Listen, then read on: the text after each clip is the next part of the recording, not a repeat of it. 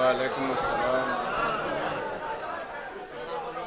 الحمد لله الحمد لله الذي خلق الإنسان لا إله إلا الله وحده لا شريك له لا ضد له ولا ند له ولا مثل له ونشهد أن سيدنا وسندنا وحبيب ربنا وطبيب قلوبنا ومولانا محمدا عبده ورسوله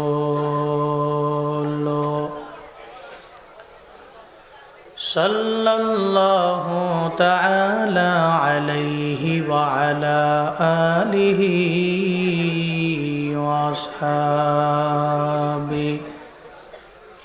وأصحابه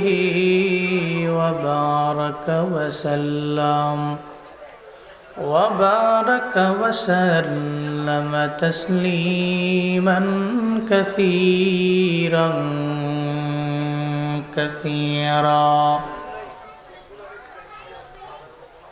الذي أرسله الله تعالى بالحق بشيرا ونذيرا وداعيا إلى الله بإذنه وسراجا منيرا اللهم صل على محمد عشق دوانا मैं आशिक मौला हूँ मेरा इश्क दवाना ये जुमला जहाँ जसुक तजल्ली से उजाला ये जुमला जहाँ जसुक तजल्ली से उजाला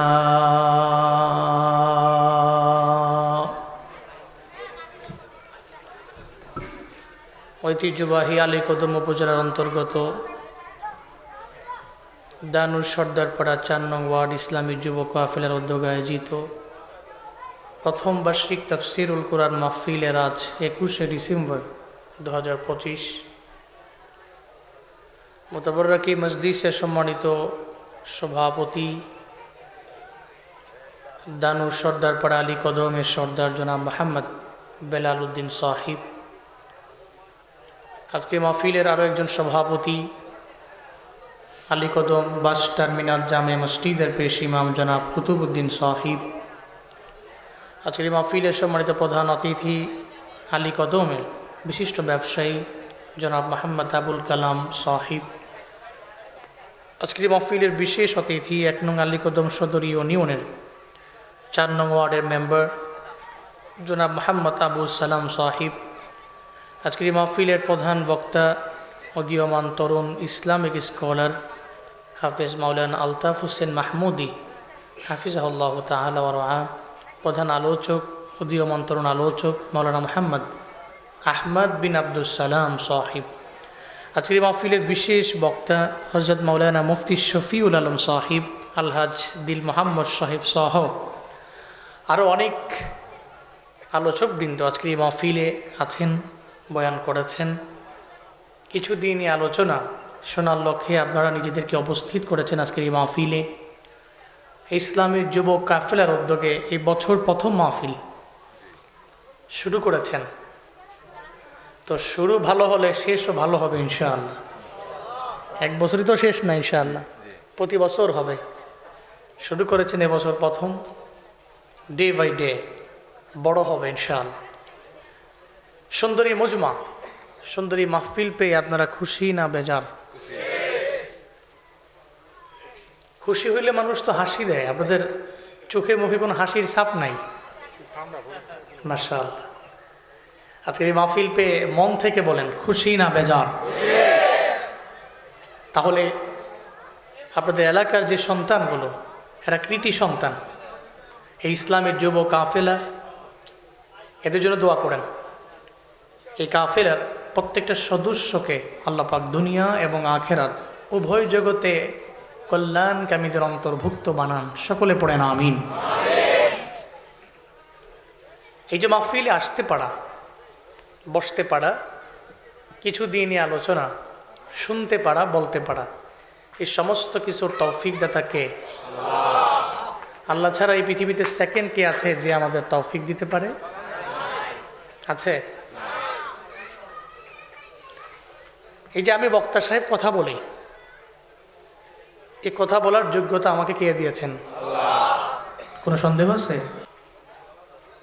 আমার কথা বলার যোগ্যতা, বয়ান করার যোগ্যতা, এই সব কিছু আল্লাহ আমাকে দিয়েছেন। আল্লামাহুল বায়ান, বয়ান তো রহমান শিক্ষা দিয়েছেন। আর রহমান আল্লামাল কোরআন, খলাকাল ইনসান আল্লামাহুল বায়ান। রহমান তো উনি, বয়ান শিক্ষা দিয়েছেন যিনি। সুবহানাল্লাহ পড়বেন না? যেন আমাদের কোনো ক্ষমতা নাই। এই যে আমি এই যে কথা বলতে পারা, এটাও রবের পক্ষ থেকে একটা কৃপা, একটা দয়া, একটা তৌফিক। আল্লাহ আমাদের পাওয়ারে আমরা কথা বলি না।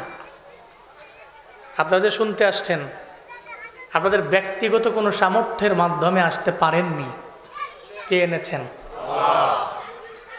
তো যে আল্লাহ তৌফিক দিয়েছেন, আমরা ওই আল্লাহকে রাজি করি, খুশি করি। সকলে চিল্লা একবার করে সমস্বরে পড়ি আলহামদুলিল্লাহ। আমার সাথে পড়ুন রব্বানা লাকাল হামদ হামদান কাসীরান তাইয়িবান মুবারাকান ফি ইয়া রাব্বি লাকাল হামদু কামা ইয়ানবাগি লিজালালি ওয়াজহিকা ওয়া আযীমি সুলতানিক লাকাল হামদু বিল ঈমান লাকাল হামদু বিল ইসলাম লাকাল হামদু বিল কুরআন। প্রশংসা করলাম কার? মৃত্যু পর্যন্ত গুণকীর্তন করব কার? মন থেকে বলছেন তো? হ্যাঁ, আমরা তো মাহফিলে আসলে বলি, মাহফিল শুনে যাওয়ার সময় বইলা বইলা যাই, আর হুজুররা কত কথাই কয়, এক কান দিয়ে ঢুকে আর এক কান দিয়ে বের করে দিই। যদি মাহফিল শুই না আমরা তদ অনুযায়ী আমল করতাম, তাহলে এলাকায় মাহফিল কি কম না বেশি? অফকোর্স বেশি। যদি অফলাইন ভিত্তিক, আপনাদের অঞ্চল ভিত্তিক মাহফিল কমও হয়, কিন্তু মোবাইলে ঢুকলে বয়ান কম না বেশি? ফেসবুকে বয়ান, ইউটিউবে বয়ান, টিকটকে বয়ান, রিলসে বয়ান, কম না বেশি? প্রত্যেকটা সোশ্যাল মিডিয়ার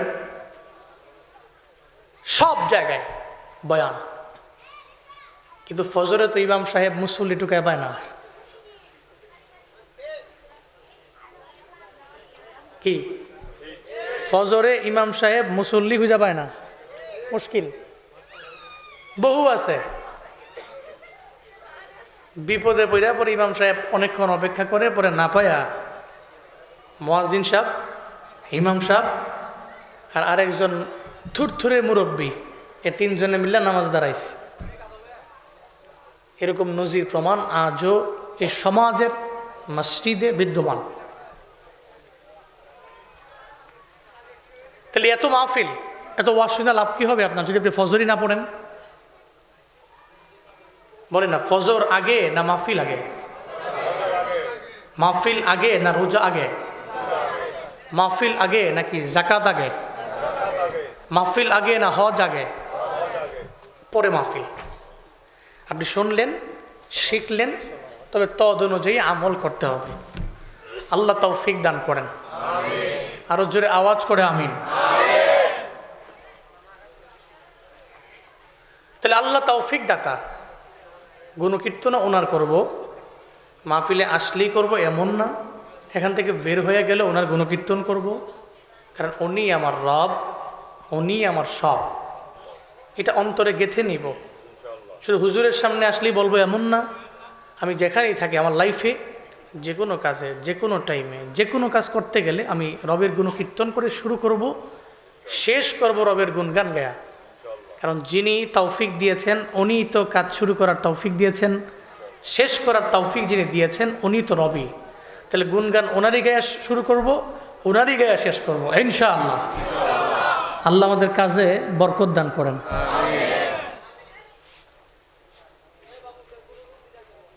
অনেকে মাহফিল নেওয়ার পরে ভয় করে, বিশেষ করে আমরা যারা আছি অনেক চিন্তা করে হুজুরে আইব না আইব না। হ্যাঁ, এই চিন্তা অনেকে করে।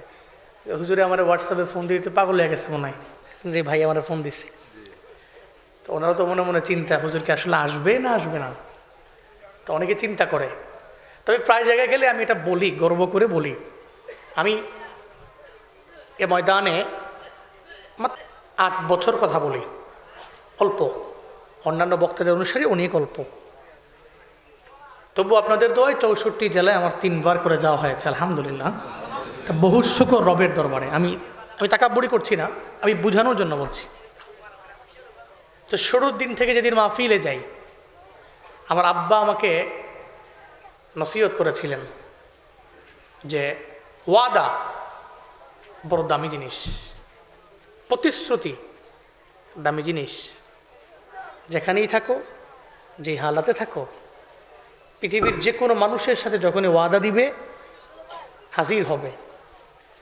তা আমি ওদিন থেকে নিয়ত করছি, আলহামদুলিল্লাহ এই 8 বছরের মধ্যে একজন ব্যক্তি আমার সামনে দাঁড়ায় বলতে পারবে না হুজুর মাহফিল নিচে আসে নাই। এটা আমি ফখর করে বলতে পারি।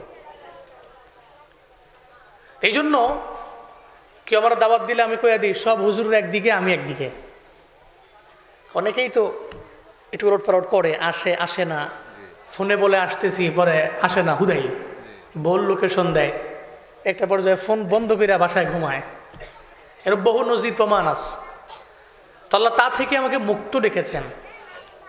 মানুষের কথার দাম দিতে জানি, তবে এটা আমি ফখর করে এজন্য বলি, এটা আমার পারিবারিক শিক্ষা। আল্লাহ মৃত্যু পর্যন্ত থাকার তৌফিক দান করেন। আমি খুতবায় সূরাতুল বাকারা এর 284 নম্বর আয়াতে কারিমা তিলাওয়াত করেছি। আল্লাহ চাইলে আমরা এই আয়াত থেকে কিছু কথা শুনবো ইনশাআল্লাহ। আল্লাহ পাক কি বলছেন? লিল্লাহি মা ফিস সামাওয়াতি ওয়া মা ফিল আরদ। আসমানের নিচে জমিনের উপরে যা আছে সব কার জন্য? আল্লাহর জন্য। সবাই তো আল্লাহর জন্য। কারণ সব কিছুর সৃষ্টিকর্তা কে? আল্লাহ। খালিক কে? আল্লাহ। মালিক কে? আল্লাহ। কোনো সন্দেহ আছে? আল্লাহ আমার রব, এই রবি আমার সব। আল্লাহ আমার রব, এই রবি আমার সব। দমে দমে তন মনে তারি অনুভব, দমে দমে তন মনে তারি অনুভব। আল্লাহ আমার রব, এই রবি আমার সব। আল্লাহ আমার রব, এই রবি। তোমার দুনিয়াতে আমি যেদিকে তাকাই, অথই নিয়ামতে ডুবে আছি সবাই। তোমার দুনিয়াতে আমি যেদিকে তাকাই, অথই নিয়ামতে ডুবে আছি সবাই। পাখ পাখালির গানে শুনি তসবি কলরব, তসবি কলরব। আল্লাহ আমার রব, মাশাআল্লাহ। আল্লাহ আমার রব, এই রবি আমার সব। তোমার মদদ পেলে আমি আর না কিছু চাই, তোমার প্রেমের আনল আমি কি দিয়ে নিভাই। তোমার মদদ পেলে আমি আর না কিছু চাই, তোমার প্রেমের আনল আমি কি দিয়ে নিভাই। যার হয়েছ তুমি তার নেই কো পরাভব, নেই কো পরাভব। আল্লাহ আমার রব, কন্যা আল্লাহ আমার রবে রবি দমে দমে তনু মনে তারি অনুভব দমে দমে তনু মনে তারি অনুভব আল্লাহ আমার রব আল্লাহ আমার রব এই রবি আমার রবকে সবকে বানাইছেন আল্লাহ বলেন লিল্লাহি মা ফিস সামাওয়াতি ওয়া মা ফিল আরদ আসমানের নিচে জমিনের উপরে যা আছে সব কার জন্য? এই যে আমরা রবের ইবাদত করি, শুধু আমরাই করি? রবের তাসবিহ, রবের গুণকীর্তন সবাই করে। আমরা তো এটা বুঝি না। আমরা বুঝি, আমরা এটা বুঝি না। একটা পাখি, সে তাসবিহ জপে কার? আপনার গোয়ালের গরু তাসবিহ জপে কার? আপনার খোয়ারের মুরগি তাসবিহ জপে কার? কিন্তু আমরা বুঝি হাম্বা, আমরা শুনি পাখির কিচির মিচির, আমরা খোয়ারের মুরগির কুকুরুত কুক এটা শুনি, কিন্তু এর আড়ালে এরা যে রবের তাসবিহ জপে এটা আমরা বুঝিও না। আর এই বুঝার মতো ক্ষমতা আল্লাহ পাক আমাদেরকে দেনও নাই। কিন্তু মনে রাখবেন, আসমানের নিচে জমিনের উপরে যা আছে সব আল্লাহর তাসবিহ জপে। কেউ নাই যে রবের গুণ কীর্তন করে না। আল্লাহ বলেন আসমানের নিচে জমিনের উপরে যা আছে সব আমি আল্লাহর জন্য, আমি আল্লাহই তো বানাইলাম। এমন কোন মাখলুক নাই যেই মাখলুক আমি আল্লাহ, ওই মাখলুকের খালিক আমি আল্লাহ না। সব সৃষ্টির সৃষ্টিকারী হলাম আমি আল্লাহ। আল্লাহ পাক বলেন আসমানের নিচে জমিনের উপরে যা আছে সব আল্লাহর জন্য। তুমি গুণকীর্তন করবা আমি আল্লাহর। যত প্রাণী আছে সব প্রাণী গুণকীর্তন করবে আমার আল্লাহর।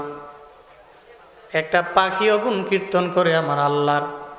খোয়ারের মুরগিও গুনগান গায় আমার আল্লাহর, তাসবিহ জপে আল্লাহর। গোয়ালের গরু গুনগান গায় আমার আল্লাহর। কিন্তু কপাল পোড়া যেই মানুষটারে আমার আল্লাহ বড় মায়া করে বানাইলেন, সব মাখলুকাতের চাইতেও বড় দামি, আশরাফ, অধিক সম্মান দিয়ে আমার আল্লাহ যেই মানুষটারে বানাইল, কপাল পোড়া মানুষ ফজরের নামাজের সময় এটা খোয়ারের মুরগি ঘুম থেকে জায়গা আমার মাওলার গুনগান গায়। আর আশরাফুল মাখলুকাত ফজরের নামাজের 2 ঘন্টা আগে আরামের বিছানার মধ্যে কম্বলটা নেয় আর লেপ লাগে আরামে ঘুমায়। ফজরের মধ্যে যায় না, আসে না না, সারা রাত লাগায় ঘুমায় না। ফজরে নামাজের 2 ঘন্টা আগে ও ঘুমায় গেল। এই যুবকেরা যারা আছে এদের ঘুমের নিয়ম হলো সন্ধ্যার সময় তো এদের হয় রাত 12টা। রাত 12টা বাজে, 1টা বাজে, 2টা পর্যন্ত ফেসবুক চালায়। এরপরে কয়েক 2-3টা নাটক দেখালই। এরপরে নাটক দেখতে যে মোবাইল লাগে নাটক দেখে। একটা পর্যায়ে ফজরের নামাজের 1-1.5 ঘন্টা আগে ঘুমায় গেল। আবার এমনিতেই ঘুমায় নাই, যখন হাত থেকে মোবাইলটা পড়ে গেল তার মুখের মধ্যে, নাটকও বাজে, ও আরামের বিছানায় ঘুমায়। ফজর পড়ে না। আল্লাহ কয় গোলাম সম্মান দিয়া বানাইলাম আমি আল্লাহ, তোমারে এত পরিমাণে সম্মান দিয়ে আমি আল্লাহ বানাইলাম, মর্যাদা দিয়া বানাইলাম। একটা গোয়ালের গরু ঘুমায় না, রবের গুনগান গায়। কিন্তু ফজরের নামাজের সময় তুই কেমনে ঘুমাও? এর মানে তোর মতো অকৃতজ্ঞ এই জমিনের মধ্যে আর কেউ নাই। আল্লাহ পাক বলেন সবাই তো আমার জন্য, সব আমি রবের গুণকীর্তনের মধ্যে মগ্ন। লিল্লাহি মা ফিস সামাওয়াতি ওয়া মা ফিল আরদ, মানে হলো সব বানাইলাম আমি, সবাই তো আমার জন্যই কাজ করবে। আল্লাহর ঘোষণা, সর্বময় ক্ষমতার মালিক আমি আল্লাহ। আল্লাহ পাক বলেন ওয়াইন তুবদু মা ফি আনফুসিকুম আও তুখফুহু ইউহাসিবকুম বিহিল্লাহ। আল্লাহ পাক বলেন আমি রব তোর এমন মালিক, তোর দিলে কি আছে, অন্তরের মধ্যে কি আছে, আমি রবের দরবারে বান্দা হিসাব দেওয়া লাগবে।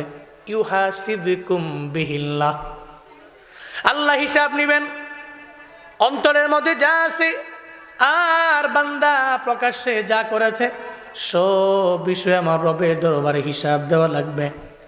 তবে এই ব্যাপারে অনেকের চিন্তা ঢুকে যেতে পারে, আমার অন্তরের মধ্যে যা আছে আমি তো প্রকাশ্যে করলাম না।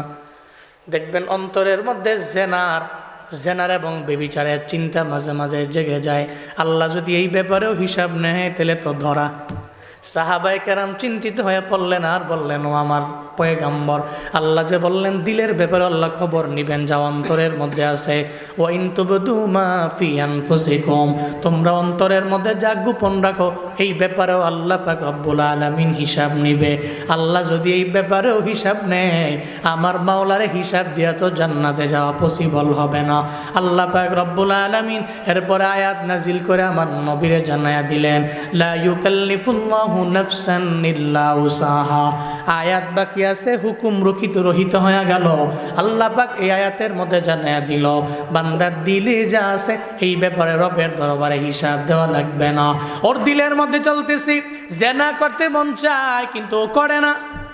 ও বলে, নফস তোর কথা শুনে আমি জেনা কাজের মধ্যে যাইতে পারি না। নফস তুই আমারে সুদি লেনদেন করার জন্য যত বলো আমি করতে রাজি না। ও নফস তুই যদি বলো আমার জাহান্নামের পথের মধ্যে নিয়ে যাবা, আমি জীবনেও কোনোদিন তোর কথা মাইনা জাহান্নামের পথে যাব না। ও নফস আমি তোর সঙ্গে জিহাদ করব, যুদ্ধ করব। মদিনার নবী কয়, যারা নফসের সাথে যুদ্ধ করে, যুদ্ধের ময়দানে যুদ্ধ করনেওয়ালার চাইতেও ওই বান্দার দাম রবের দরবারে বেশি। চিল্লে পড়া যাবে কি সুবহানাল্লাহ। কারণ নফস বলে তুই বামে যাও, ও বলে নফস আমি যেতে পারি না। নফস বলে তুই সুদি লেনদেন করো, ও কয় আমি করতে পারি না। নফসের মধ্যে অনেক কথাই তো আসে, কিন্তু প্রকাশ্যে তো যেই বান্দাটা করে না। আল্লাহ কয় লা ইউকাল্লিফুল্লাহু নাফসান ইল্লা উসাহা, যতক্ষণ পর্যন্ত করবা না ততক্ষণ পর্যন্ত রবের দরবারে হিসাবও দেওয়া লাগবে না। এই জন্য আল্লাহ কয় আমি রব তোর এমন মালিক। এরপরে আল্লাহ পাক বলেন, ফায়াগফিরু লিমান ইয়াশা ওয়া ইউআযযিবু মান ইয়াশা। এটাই হলো আল্লাহর পাওয়ার। আল্লাহ বলেন, যারে আমি আল্লাহ চাই ক্ষমা করতে পারি, আবার আমি আল্লাহ যারে চাই না জীবনেও কোনোদিন ওই বান্দারে আমি আল্লাহ ক্ষমাও করি না। আল্লাহ বলেন, যারে আমি আল্লাহ চাই তারে মাফ করে জান্নাতের মধ্যে দিয়ে দিব, যারে আমি চাই না তারে আযাবের মধ্যে গ্রেপ্তার করব। বান্দরবানের আলী কদমের মুসলমান আমায় বলেন না, সুপ্রিম পাওয়ারের মালিক কে? আরো চিল্লায়া বলেন কে? দুনিয়াতে মানুষ ক্ষমতাওয়ালা, এরা মনে করি এরা বড় দামি, এরা বড় পাওয়ারফুল, এরা বড় লিডার। কিন্তু আমার মাওলার সাথে জীবনও কোনোদিন এরা পারবে না, কারণ তারে বানাইলেন আমার আল্লাহ। আল্লাহ যারে বানাইছে ও জীবনও কোনোদিন আল্লাহর উপরে যাইতে পারবে না। এই যে যেটা বানাইলো ওইটা তো তার উপরে জীবনে যাইতে পারবে না। একজন সৃষ্টিকারী আর একটা হলো সৃষ্ট জীবনেও কোনোদিন খালেকের উপরে যাইতে পারে না, ঠিক কিনা? আল্লাহ পাক বলেন, আমি রবের এত পরিমাণে ক্ষমতা, চাইলে তোরে মাফ করে জান্নাতে দিতে পারি আমি আল্লাহ, আবার না চাইলে আমি আল্লাহ আযাবে গ্রেফতার করতে পারি। এই ব্যাপারে পাওয়ার আছে, এই ব্যাপারে পরিপূর্ণ ক্ষমতা আমি আল্লাহর। এই জন্য দুনিয়ার মানুষেরা দেখবেন মাঝে মাঝে অনেক পরিমাণে পাওয়ার দেখায়। আল্লাহ কয় তোর ধমক দিয়ে থাপ্পড় দিয়ে আমি আল্লাহ নামায়া দিতে পারি। তুই জানোস না তোর তো কোনো ক্ষমতা নাই, তোর কোনো পাওয়ার নাই, কারণ যা দেওয়ার তো আমি আল্লাহ দিলাম। আমি আল্লাহ দেওয়া ক্ষমতা থেকে তুই একটু পাইলা, আর কতটুকু পাইছো তোর জানাও নাই। একটা বড় সমুদ্র, এই সমুদ্রের মধ্যে যদি একটা পাখি আসমান থেকে নাইমা সমুদ্র থেকে তার ঠোঁটের মধ্যে একটু পানি নিয়ে যায়, ওই পানি তো বেশি না। একটা ছোট্ট পাখি ধরেন চড়ুই পাখি নামলো একটা পুকুরের মধ্যে অথবা খালের মধ্যে, ওখানে নামার পরে ওই খাল থেকে নদী থেকে একটু পানি তার ঠোঁটের মধ্যে নিয়ে নিল। ওই ঠোঁটের মধ্যে যেই পানি আছে ওই পানিটাই হলো সারা দুনিয়ার যত মানুষ আছে সব মানুষের ক্ষমতা। আর ওই সমুদ্রের মধ্যে যত পানি আছে সব পানি হলো আমার আল্লাহর ক্ষমতা। এই জন্য আল্লাহ হলেন এমন মালিক, হাসরের ময়দানে আল্লাহ যদি কাউরে মাফ করে জান্নাতে দেয় পারমিশন নেওয়া লাগবে না। লাগবে নাকি?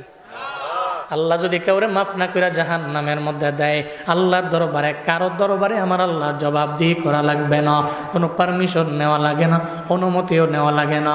সুপ্রিম পাওয়ারের মালিক যে আমার আল্লাহ এটা তো বোঝা যায় ওই বিষয়টা জানলে। একদিন খলিফাতুল মুসলিম হযরতে ওমর দাঁড়ায় রইল। এক ইহুদি দৌড়াইয়া হযরতে ওমরের দরবারে আইসা কয়, ও ওমর আমি তোমারে 3টা প্রশ্ন করব, যদি জবাব দাও আমি তোমার হাতে কালিমা পড়ে পড়ে মুসলমান হয়ে যাব। হযরতে ওমর বলে, বলো। আমার 1 নাম্বার প্রশ্ন, ওমর পৃথিবীতে এমন একটা জায়গায় আলো পড়েছে এর আগে ওই জায়গার মধ্যে জীবনও কোনোদিন আলো পড়ে নাই, সূর্যের আলো। আবার কিয়ামত পর্যন্ত এই জায়গার মধ্যে আলো পড়বে না। একবার পড়ছে, আগেও পড়ে নাই আর পরেও পড়বে না, কিয়ামত পর্যন্ত পড়বে না।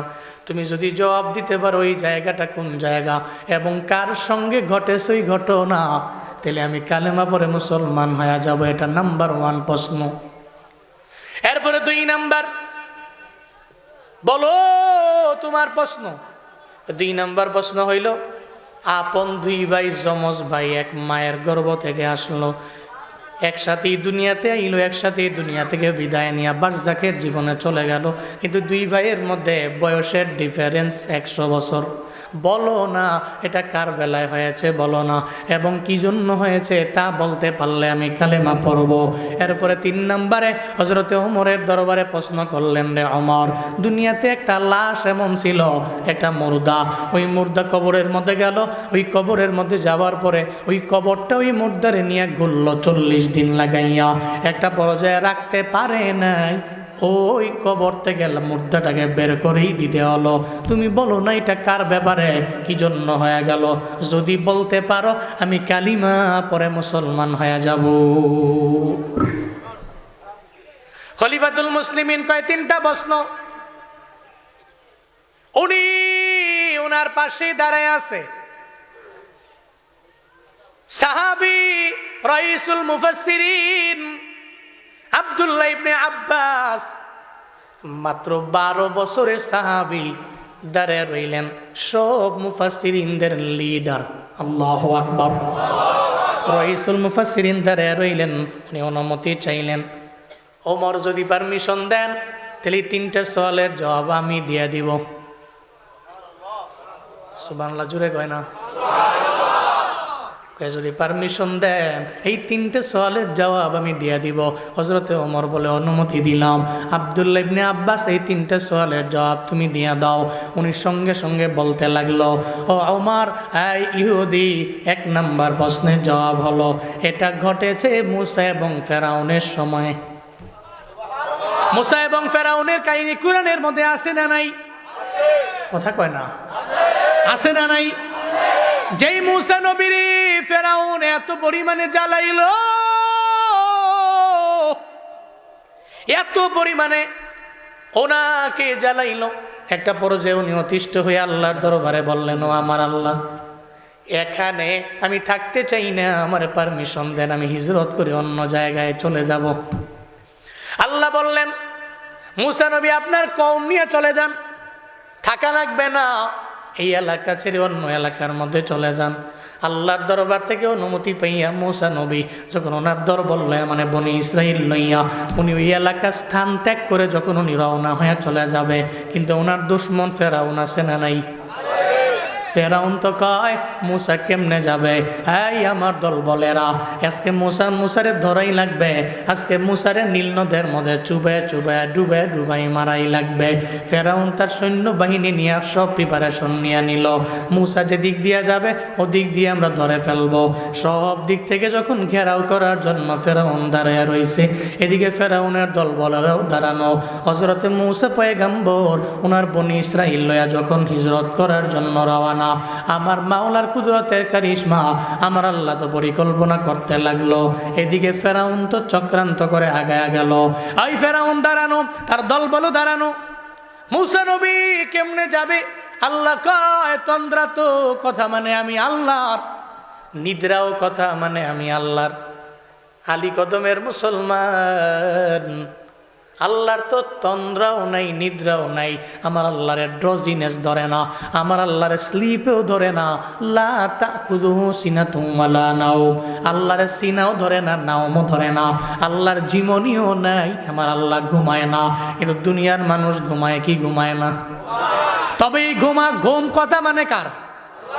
আরো জোরে বলেন, কথা মানে কার?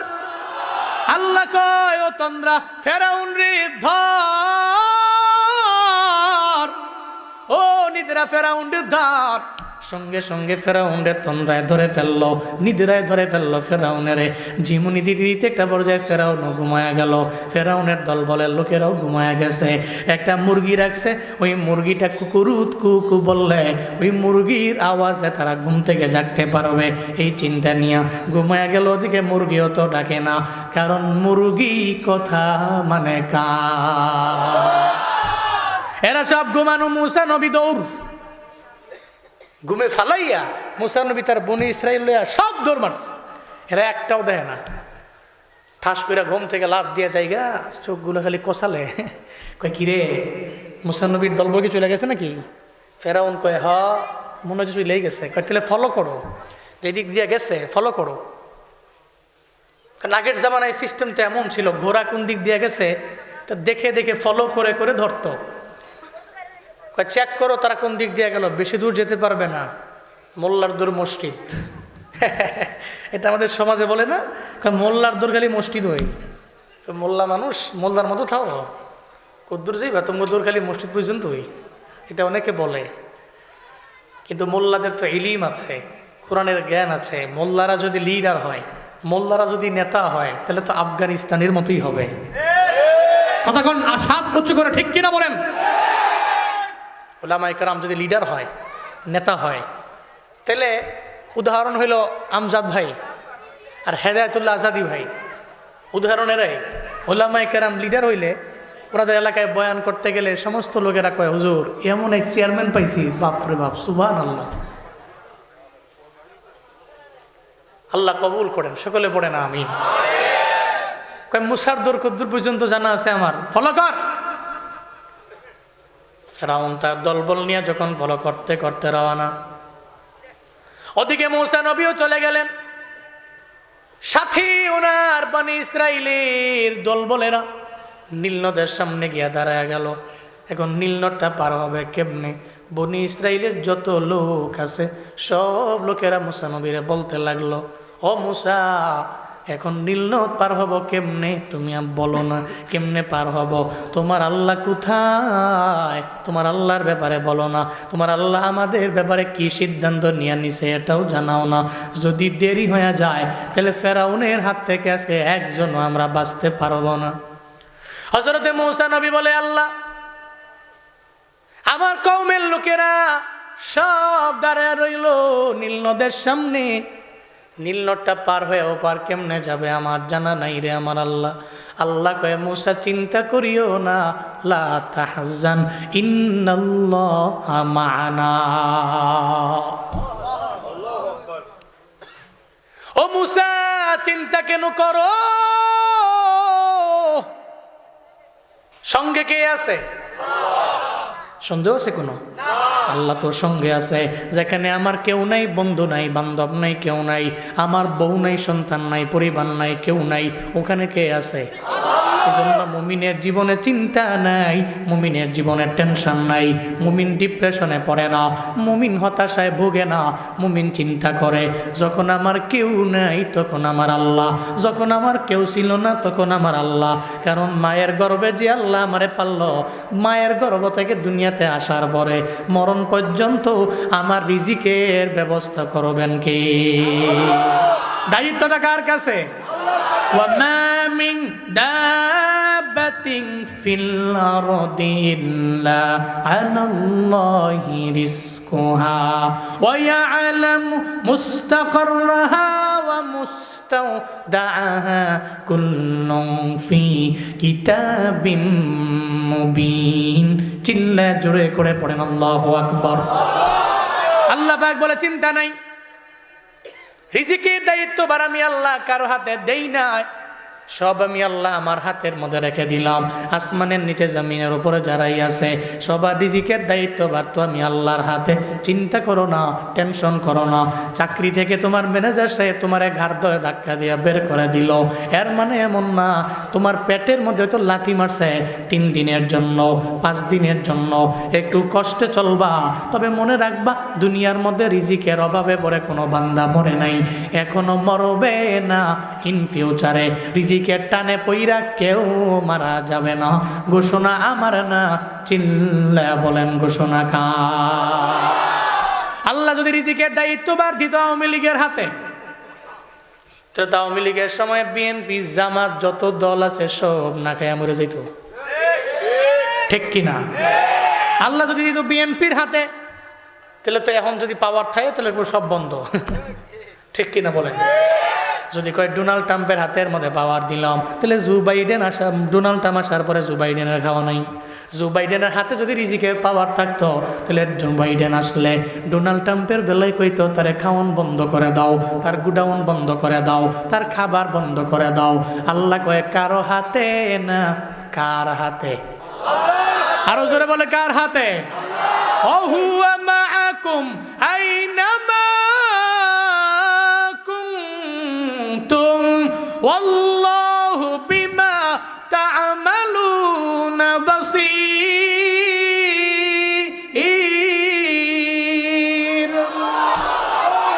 আল্লাহ কয় যেখানে কেউ নেই ওখানে কে আছে? চিন্তা করো না। মুসা নবীর আল্লাহ পাক জানাইয়া দিলেন চিন্তা নাই, ও মুসা পয়গম্বর আল্লাহ তোর সঙ্গে আছে। হাতের মধ্যে কি? কয় লাঠি। কয় বাড়ি মারেন। আপনার লাঠি তো এত পরিমাণে পাওয়ার, মারেন বাড়ি। উনি সঙ্গে সঙ্গে মারলেন, বাড়ি মারলেন, রাস্তা হয়ে গেল কয়টা? 7টা বলে কয়টা? 12টা।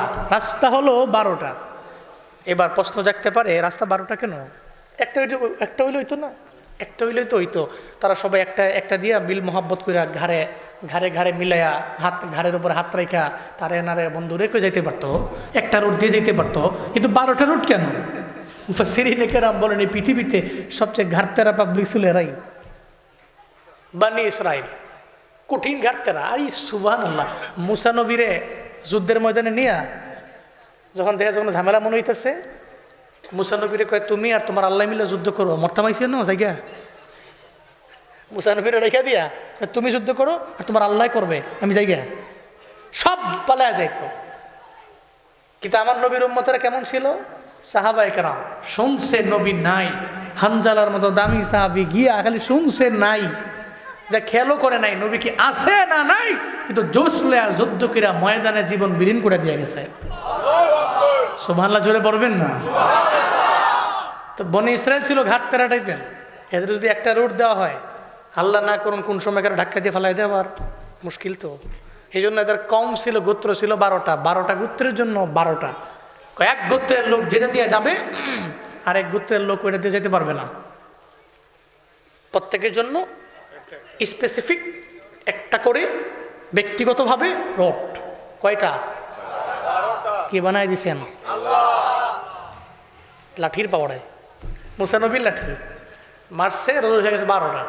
তো 12টা রোড দিয়ে মুসা নবী নামছে, দল বল নেমে গেছে, ঠান্ডা মাথায় পার হচ্ছে। এদিকে ফেরাউন পিছনে আছে না, তার দল বলের লোকেরা সব দৌড়ে যখন নীল নদের সামনে আইছে, আইসা দেখে এখানে রোড, অবাক হয়ে গেছে না? আসলে অবাক করার মতো বিষয় তো, জীবনে কোনোদিন এই নদীর মধ্যে রাস্তা দেখলাম না, কিন্তু এই রাস্তা বানাই লোকেরা, এটা ফেরাউন মনে মনে কয়। এবার দলবলের লোকেরা কয়, ফেরাউন রাস্তা কেমনে হইল? মুসার দলবলেরা কেমনে রাস্তা বানাইলো, রাস্তা কেমনে হইল, কেমনে এরা চলে গেল? কত কত নাম্বারের বাটপার ফেরাউন। ফেরাউন কয় দলবলেরা, তোদের বড় খুদারে চিনোস নাই, তোদের জন্য তো আমি রাস্তা বানাইছি। সিটার কারে কয়, তোদের জন্য 12টা রাস্তা আমি বানাইছি। দলবলেরা কয়, হেরাও বিশ্বাস করছে, কারণ ফেরাউনের 5 আটা গোলাম তো, বুঝেন নি? যারা 5 আটা গোলাম, হ্যাঁ লিডার যদি মিথ্যা বলতে বলতে বলতে বলতে মিথ্যার সাগরেও হাবুডুবু খায়, এরপরও হ্যাঁ নেতার গুনগান গাইবই, কারণ তো 5 চারটে অন্ধ হয়ে গেছে। তো ফেরাউন কয়, এ রাস্তা তো আমি বানাইছি। দলবল কয়, হ এজন্যই তো আপনারা মানি, আপনি তো এই জন্যই আমাকে বড় খোদা, আপনি বানাইছেন। এবার দলবলের লোকেরা সব রাস্তায় নেমে গেছে, পার হবে। কারে ধরবে? ধরবে কারে? মুসা নবীকে ধরবে। নেমে গেছে সবাই, তো নামে, কিন্তু ফেরাউন নামে না। ঘোড়ার মধ্যে দাঁড়ায়া মনে মনে চিন্তা ভাবনা করে, মূলত রাস্তা তো আমি বানাই নাই, যতই চাপা মারি আর যাই করি, মূলত এই রাস্তা তো বানাইছে মুসা নবী, অথবা মুসা নবীর কওমের লোকেরা, অথবা মুসার আল্লাহ হয়তো রাস্তা বানায়া দিয়া গেছে। আমি কেমনে নামতে পারি? আর যদি নামি মাঝখানে যায়, যদি ঝামেলায় পড়ে যায়, তাহলে তো অবস্থা খারাপ। সবাই নেমে গেল, মুসা নামে না। দলবল নেমে গেল, মুসা নামে না। মনে রাখবেন রে বাবা, যতই যাই লাফালাফি করেন, যিনি বড় তিনি তো বড়, তার বাড়ি আছে, গাড়ি আছে, তার সন্তানরা জীবনেও কোনো দিন সন্তানরা দেখবেন ময়দানে নামায় না। ওর সন্তান লন্ডনে পড়ে, আমেরিকায় পড়ে, ভালোভাবে চলাফেরা করে, কিন্তু আপনারে বারবার গুতে গুতে ময়দানের মধ্যে নামায়। মূলত বড় লিডারেরা নামে না, বড় লিডারের সন্তানদেরও নামায় না। এরা বিপদে পড়লে ব্যক্তিগত হেলিকপ্টার দিয়া দৌড় মারতে পারে, কিন্তু আপনার খবর জীবনেও কোনো দিন নিবে না। ফেরাউন কয়, তোরা নাম, আমি দাঁড়িয়ে রইলাম। দলবল নেমে গেল, ফেরাউন নামে না। ঘোড়ার উপরে দাঁড়াইয়া ফেরাউন যে নামে না, দলবল নামে গেল। দলবল নেমে গেল, ফেরাউন নামে না। বলেন না রে বাবা, আমার আল্লাহ দেখে কি দেখে না? আল্লাহ কয়, ফেরেশতা দৌড়ে যাও, তুমি নিজের আকৃতিতে যাবা না। ও ফেরেশতা, তুমি একটা বেডি ঘুড়ির আকৃতি লইয়া তার সামনে যাও। কারণ তুমি যদি বেডি ঘুড়ির আকৃতি লইয়া যাও, ফেরাউন নাম্বার চায় না। যদি পুরুষ ঘোড়ায় বেডি ঘোড়া দেখে, তাহলে মাথা কি ঠিক আছে?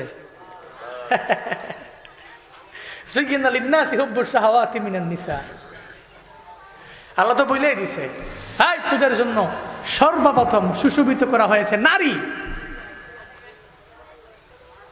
নারী কেলেঙ্কারি, বহুত বড় কেলেঙ্কারি। আর মহিলা দেখলে পুরুষদের একটু ভালো লাগা কাজ করা, এটা স্বাভাবিক ব্যাপার। বলেছেন কে? আল্লাহ। আরো জোরে বলেন, কে বলেছেন? আল্লাহ। এটা আল্লাহ বলেছেন। আল্লাহ তো বলে নাই কনাতিরিল মুকান্তর, আল্লাহ আগে বলে নাই। আল্লাহ বলে নাই বানিন, আল্লাহ বলে নাই। আল্লাহ বলে নাই যাহাব, বলে নাই। আল্লাহ বলে নাই ফিদ্দা, বলে নাই। আল্লাহ আগে বলেছেন নিসা। স্বর্ণ, রৌপ্য, সন্তান, সন্ততি, কোনো কিছুই তোদের জন্য প্রথমত সুশোভিত করা হয়নি। তোদের জন্য সজ্জিত করা হয়েছে, সুশোভিত করা হয়েছে 1 নম্বরের নিসা, মানে মহিলা।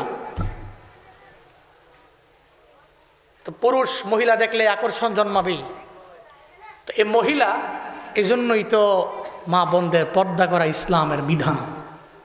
মনে রাখবেন, এই যে ইয়াং সোসাইটি যারা আছে না, একটা মহিলা মাদ্রাসার মেয়ে বোরকা পরে, হিজাব পরে, নিকাব পরে, মেনটেন করে সুন্দর করে চলাফেরা করতেছে। খুদার কসম, এলাকার কোনো বখাটে পোলা যদি এই মহিলা মাদ্রাসার মেয়েরে দেখে, ও যত বড় অন্যায়কারী হোক, একটা বার হইলেও তার নফসেরে বাধা দিবে। এর ইফটিজিং করিস না, কারণ সে ভদ্র মহিলা, সে ভদ্র মেয়ে। আর যখন দেখবে যে রাস্তা দিয়ে হাঁটতাছে, হের গায়েও গেঞ্জি মাইয়ার গায়েও গেঞ্জি সেম, হের গায়ে যেই প্যান্ট আছে না মাইয়াও সেই প্যান্টই পরছে। তো হ্যাঁ দেখার পরে তো মনে করে যে তুমি আমি, আমারও বউ নাই তোমারও জামাই নাই, সাওয়া সাওয়া। এটা মনে করে কয় শীষ মারে, এপটিজিং করে, কতক্ষণ ঠিক কিনা বলেন? এর মানে পর্দায় সম্মান। পর্দায় কি? হিজাবের সম্মান, নিকাবের সম্মান। পর্দা হলো নারীর ভূষণ, সেটা পড়বে, হিজাব নিকাব মেনটেন করে ঘর থেকে বের হবে, সমাজের বখাটে ছেলেও তারা দেখলে রেসপেক্ট করবে। এটাতে সম্মান আছে, এটাতে মর্যাদা আছে। তো ফেরাউন নামে না, আল্লাহকে তুই নামতি না, নামানোর দায়িত্ব তো আমার। তো বেডি ঘুরি যখন পাঠায় দিছে, বেডি ঘুরি আইসা দুটা নাচ দিছে ঘোড়ার সামনে। ঘোড়ার তো মাথা মুথা নষ্ট, ফেরাউন তো লাগাম ধরে রাখতে পারতেছে না। তো বেডি ঘুরি লাভ দিয়ে নেমে গেছে রাস্তায়। ফেরাউন লাগাম যতই ধরে টানে উল্টা পাল্টা দিকে, এবার তো ঘোড়া মানে না, তুমি কেটা, হু আর ইউ? এবার ঘুড়ির পেছনে লাভ দিয়া রাস্তায় ঘোড়াও নেমে গেছে, মানে ফেরাউন নেমে গেছে। এবার ঘুড়িও দৌড়ায়, ঘোড়াও দৌড়ায়, ঘুড়িও দৌড়ায়, ঘোড়াও দৌড়ায়, রাস্তা দিয়া দৌড়ায়। একটা পর্যায়ে পথিমধ্যে যাওয়ার পরে হঠাৎ করে তাকায়া দেখে ওই ঘুড়ি আর সামনে নাই। কারণ ওই ঘুড়ি তো রিয়েল ঘুড়ি না, ও ওই ঘুড়ি তো ফিরিস্তা। আল্লাহ কইছে তোরে তো আমি হুকুম দিয়া দিলাম এমনি এমনি যাবি, একটা পর্যায়ে গিয়া তুই আবার ফেরেস্তা সেই রবের দরবারে চলে আসবা। যখন এই কথা আল্লাহর কথা মাইনা বেডি ঘুরে উড়াল দিয়া চইলা গেল। এখন তো ফেরাউনের মাথা নষ্ট হয়ে গেল। ফেরাউন কয়, আই গোড়া তোরে কত মানা করলাম, দাঁড়াইলি না। বেডি ঘুরির পাগল হইয়া এখন রাস্তার মধ্যে নেমে গেল। এখন যদি বড় ঝামেলার মধ্যে যদি পইরাই যাই, মুসিবতের মধ্যে যদি পইরাই যাই, আসলে তো বিপদের মধ্যে পইরাই গেল। আল্লাহ কয় মুসা নবী পার হয়ে গেল, এখন আর রাস্তা নীল নদের মধ্যে কোনো প্রয়োজন আছে নাকি? এখন আর এই রোডের প্রয়োজন নাই। আল্লাহ কয় ও নীল নদের পানি,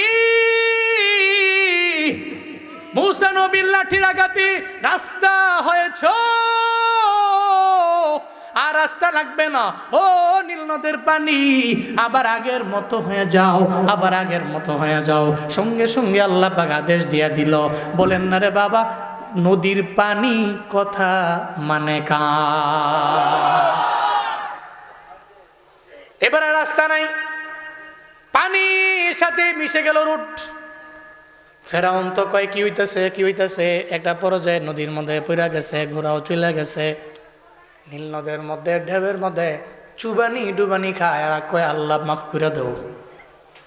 আল্লাহ কয় সময় নাই, গাদ্দারদের আমার আল্লাহ মাফ করে না। যে বিনয় নিয়ে চলে এর মাফ করে দেয়, আর যে গাদ্দার এর জীবনও করে দিয়ে আল্লাহ মাফ করে না। যে বিনয় হইয়া আল্লাহ ভুল করছি। একজনে চুরি করছে, চুরি করে গিয়া ভাবসাব লইতেছে মাতবরের সামনে, বিচারে বসছে, কি চুরি করছি আমি, কি চুরি করছি আমি। এরকম ভাবসাব লিয়ে কথা কইলে মাতবর জীবনে এর প্রতি বিচারটাকে সহজ করবে, আর কঠিন করবেন না? চুরি চুরি আবার সিনা চুরি, চুরি চুরি করছো আবার সিনা টান টান করে কথা বলো, কত বড় বেয়াদব, গাদ্দার কোথাকার।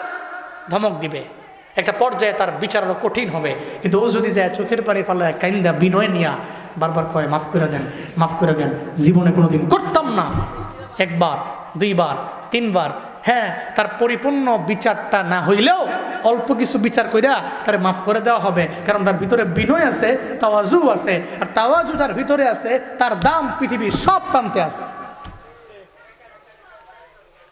তো ফেরাউন তোকে মাফ করে দেও। আল্লাহ কয় আর মাফ করার সময় নাই। চুবায়া চুবায়া ডুবায়া ডুবায়া কে মেরেছে? আরো জোরে বলে না, কে মেরেছেন?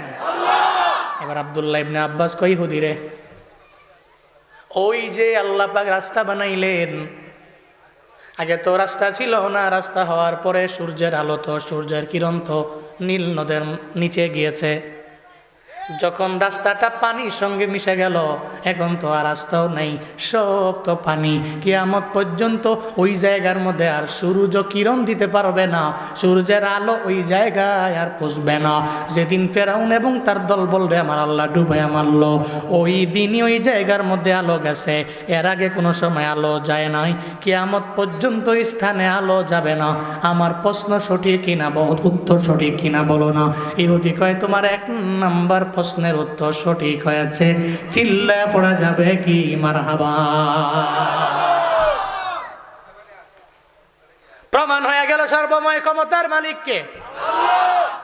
এরপরে তোমার 2 নাম্বার প্রশ্নের জবাব, তুমি যে আমারে বললা একই মায়ের গর্ভ থেকে 2টা সন্তান চলে আসলো, আবার জমজি আসলো, একটা পর্যায়ে দুনিয়া থেকে এরা বিদায় নিয়ে চলে গেল। এই দুনিয়াতে আসলো একই সঙ্গে, দুনিয়া থেকে বিদায় নিয়ে চলে গেল একই সঙ্গে, কিন্তু 2 জনের হায়াতের মধ্যে ডিফারেন্স কয় বছর? 100 বছর। আব্দুল্লাহ ইবনে আব্বাস বলেন এটা হলো হযরতে উযাইর আলাইহিস সালামের কথা। আল্লাহ পাক উযাইর আলাইহিস সালাম এবং তার ভাইরে একই সাথে 2 জনের জমিনের মধ্যে আনলো। এই 2 ভাইয়ের কথা আমার আল্লাহ পাক রব্বুল আলামিন কুরআনেও বলছে। উযাইর এবং তার 2 ভাই এরা দুনিয়াতে আসলো, আবার দুনিয়া থেকে একই সাথে বিদায় নিয়ে চলে গেল। এরা কেমনে 100 বছরের বয়সের মধ্যে কেমনে ডিফারেন্স হলো? হঠাৎ করে একদিন উযাইর আলাইহিস সালাম একটা বিশাল বসতির মধ্যে যখন নিয়ে গেলেন, যা দেখে ওই বসতিকে আমার আল্লাহ ধ্বংস করে ফেলছে আল্লাহর গজবের মাধ্যমে, অথবা কেউ বলেন দুর্ভিক্ষের মাধ্যমে। ওই বসতি ধ্বংস হয়ে গেল। কেমন যেন সব উলট পালট, ওই মানুষগুলো নাই, সবাই দুনিয়া থেকে বিদায় নিয়ে চলে গেলেন, লাশগুলো পড়ে আছে। হযরত উযাইর ওখানে যায় কয় আমার আল্লাহ, এই যে দুনিয়া থেকে বিদায় নিয়ে চলে গেল মানুষগুলা, আমার তো জানা আছে, ও আল্লাহ মরণের পরে এই মানুষগুলোরে তুমি উঠাইবা, জানা আছে, তবে আমারে প্রমাণ দাও, আমি প্রমাণ চাই। আমার একটু মনের পরে আবার তোমার দরবারে নিয়ে যাবা, আবার পুনরায় বানাইবা, আবার তোমার দরবারে তুমি নিয়ে যাবা, এই ব্যাপারে আমার একটু প্রমাণ দাও না। হযরত উযাইর আলাইহিস সালাম যখন আমার আল্লাহর দরবার থেকে এই প্রমাণ চায়, আল্লাহ সঙ্গে সঙ্গে বলল ওই যে তন্দ্রা নিদ্রা কথা মানে আমার আল্লাহর। আল্লাহ কয় ও উযাইরের কান তুমি ঘুমায় যাও। সঙ্গে সঙ্গে উযাইর আলাইহিস সালামের কানটাও ঘুমায় গেল।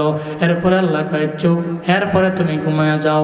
আল্লাহ আদেশ দিতে দেরি, উযাইর আলাইহিস সালামের কান এবং চোখ ঘুমায়া যাইতে দেরি নাই, ঘুমায় গেছে।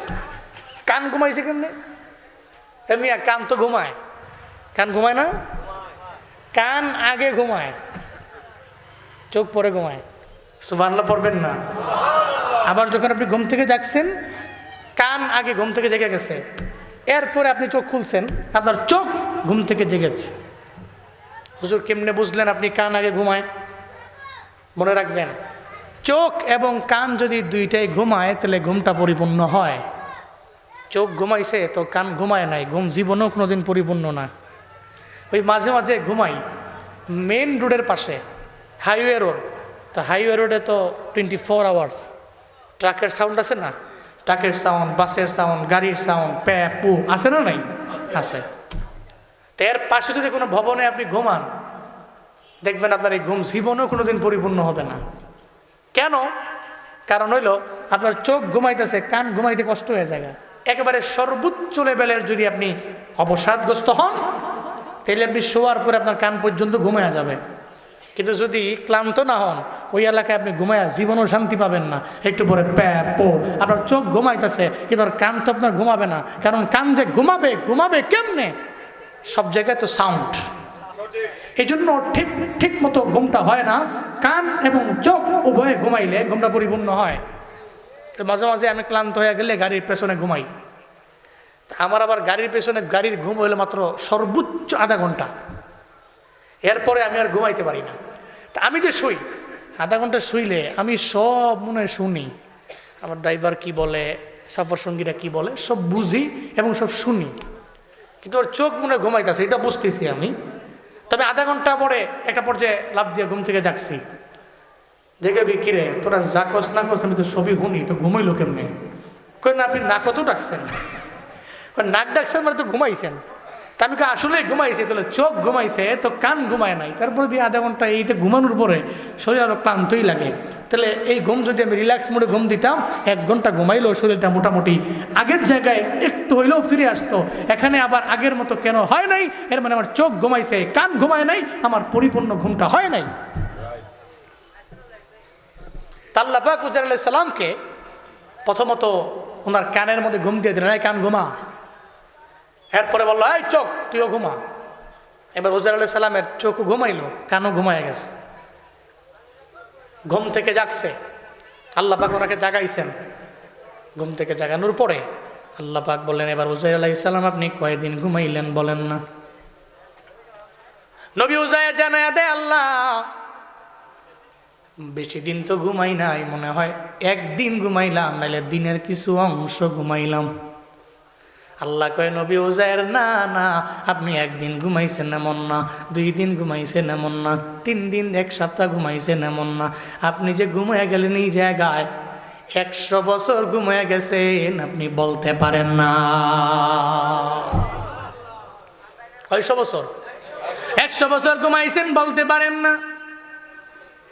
আল্লাহর নবী উজাইরকে নবীকে বললেন, আল্লাহ ও উজাইর পয়গম্বর আমার, আপনি তাকায়া দেখেন না, আপনি যে আসছেন এখানে আপনার ঘোড়ার উপরে সওয়ার করে আসলেন, দেখেন না আপনার ঘোড়ার কি হালাত। উনি ঘোড়ার দরবারে যেখানে ঘোড়াটাকে বাইদা উনি দাঁড়ায় ছিল, উনি যা দেখে ওই ঘোড়াটা নাই, ঘোড়াটা মইরা গেছে।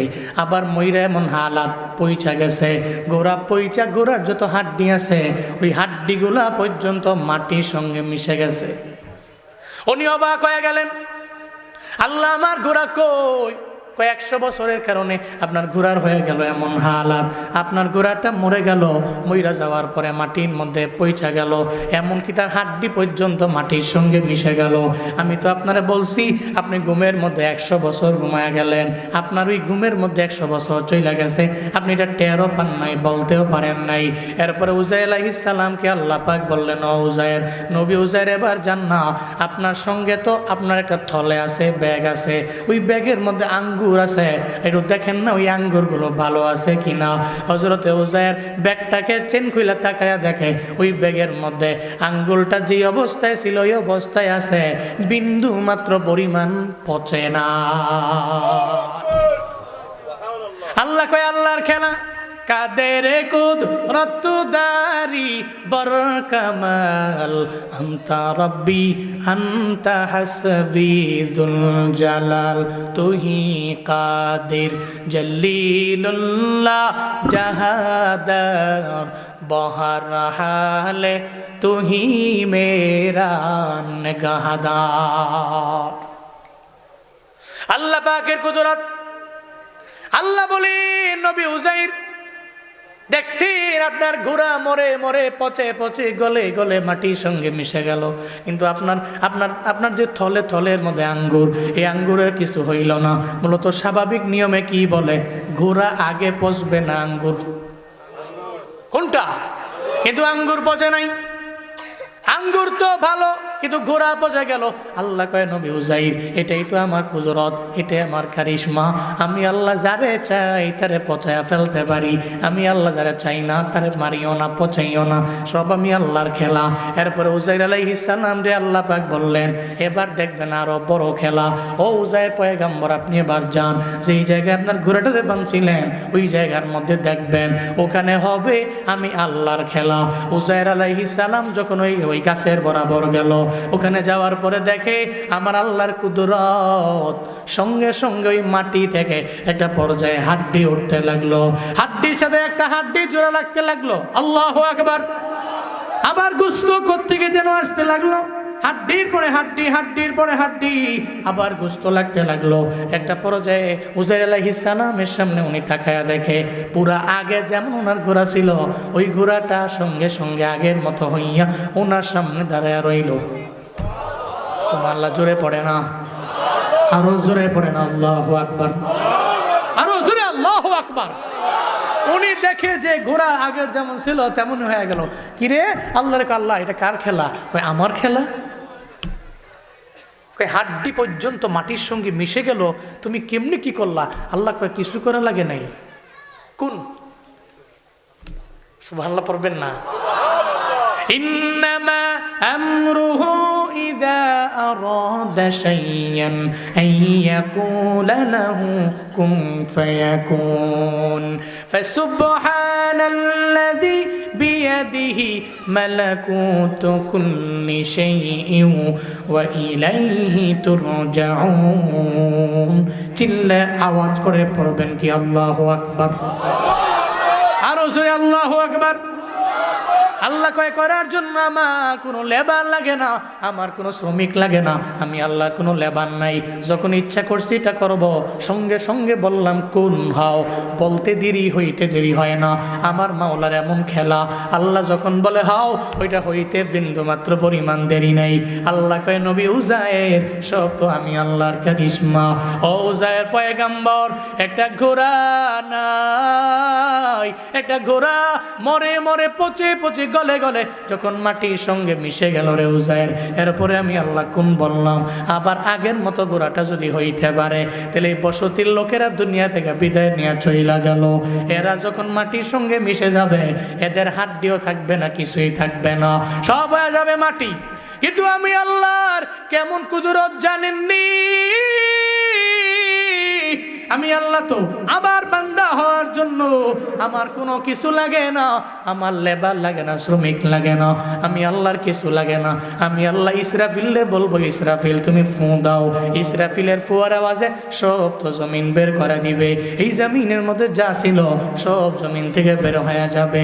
ইদা জুলজিলাতিল আরদু জিলজালাহা ওয়া আখরাজাতিল আরদু قالها وقال الإنسان ما لها।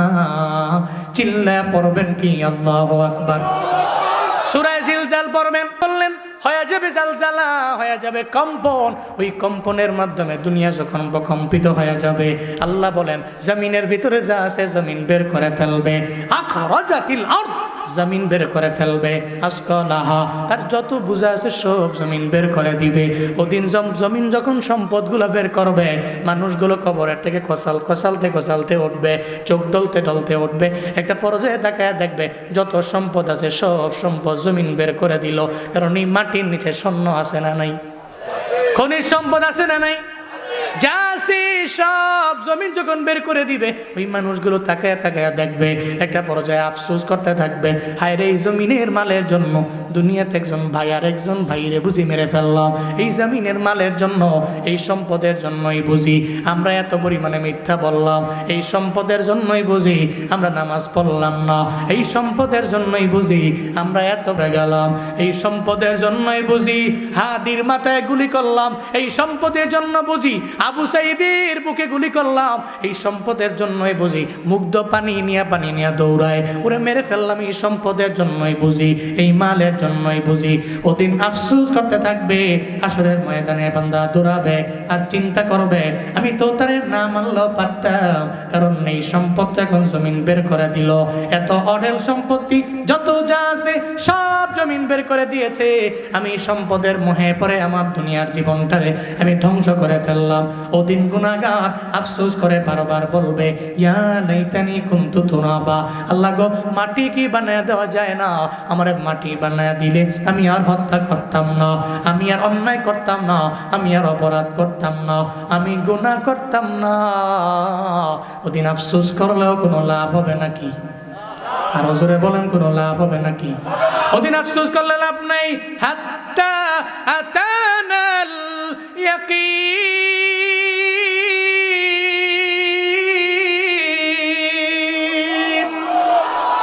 ওদিন আফসোস করলেও বান্দা কোনো লাভ নাই। ওদিন জাহান্নামীরা বলবে, আফসোস যতই করি ওই দিনটা তো আমাদের সামনে চলেই আসলো। এখন যতই যাই করি নিজের হাতটা নিজে কামড়ায় খেয়ে ফেলি, নিজের হাতের গোস্তগুলো কামড়ায় খেয়ে ফেলি। আফসোস করলেও তো কোনো লাভ নাই। এই জন্য তো বাবা গুনাহ করা যাবে না, অপরাধ করা যাবে না। আল্লাহ চাইলে তো মরণের পরে আবার জিন্দা আমার আল্লাহ করতে পারবে কি পারবে না? আল্লাহ কয় নবী উজায়ের, আপনি তো প্রমাণ পাইছেন? কয় পাইলাম। নবী উজায়ের তো ওই ঘুমের মধ্যে 100 বছর ওনার চইলা গেল। এবার ওই প্রশ্নের জবাব দিতে যাইয়া আব্দুল্লাহ ইবনে আব্বাস বলে, ইহুদি রে তুমি তো জানতে চাইলা, তুমি তো বুঝতে চাইলা। হযরত ওমরের দরবারে প্রশ্ন করলা, একই মায়ের পেট থেকে দুইটা বাচ্চা বের হয়ে আসলো যমজ, আবার দুনিয়া থেকে একই দিনে একই সময়ে বিদায় নিয়ে চইলা গেল, দুইজনের বয়সের মধ্যে 100 বছরের ডিফারেন্স কেমনে হলো? এটার উত্তর হলো এটাই, ওই হযরত উজাইর আলাইহিস সালাম আর তার ভাই আর একজন, দুইজনে জমিনের মধ্যে একসাথেই তো আসলো, কিন্তু ঘুমের মধ্যে কাটায় দিল উজাইর নবী। উনি বলতেও পারে না, 100 বছর চলে গেল, ওদিকে ওই ভাইটা 100 বছরের বড় হয়ে গেছে, উজাইর নবী 100 বছরের ছোট হয়ে গেছে, কিন্তু দুইজনে একই সময় ইন্তেকাল করেছে। এটাই আমার জবাব। ইহুদি কয়ে, তুমি বলেছ 2 নাম্বার প্রশ্নের জবাব সঠিক বলেছ, চিল্লা পড়া যাবে কি মারহাবা। এখানেও সর্বময় ক্ষমতার মালিককে আল্লাহ। এরপরে এবার বলে 3 নাম্বার প্রশ্নের জবাব দাও। 3 নাম্বার প্রশ্ন হইল, একটা কবর, কবরের মধ্যে মুর্দা, মুর্দা কবরের মধ্যে ঢুকলো, কবরটা নিয়ে মুর্দা নিয়ে ঘুরে 40 দিন পর্যন্ত টানা ঘুরা একটা পর্যায়ে ওই মুর্দাটাকে কবর বের করতে বাধ্য হয়ে গেল।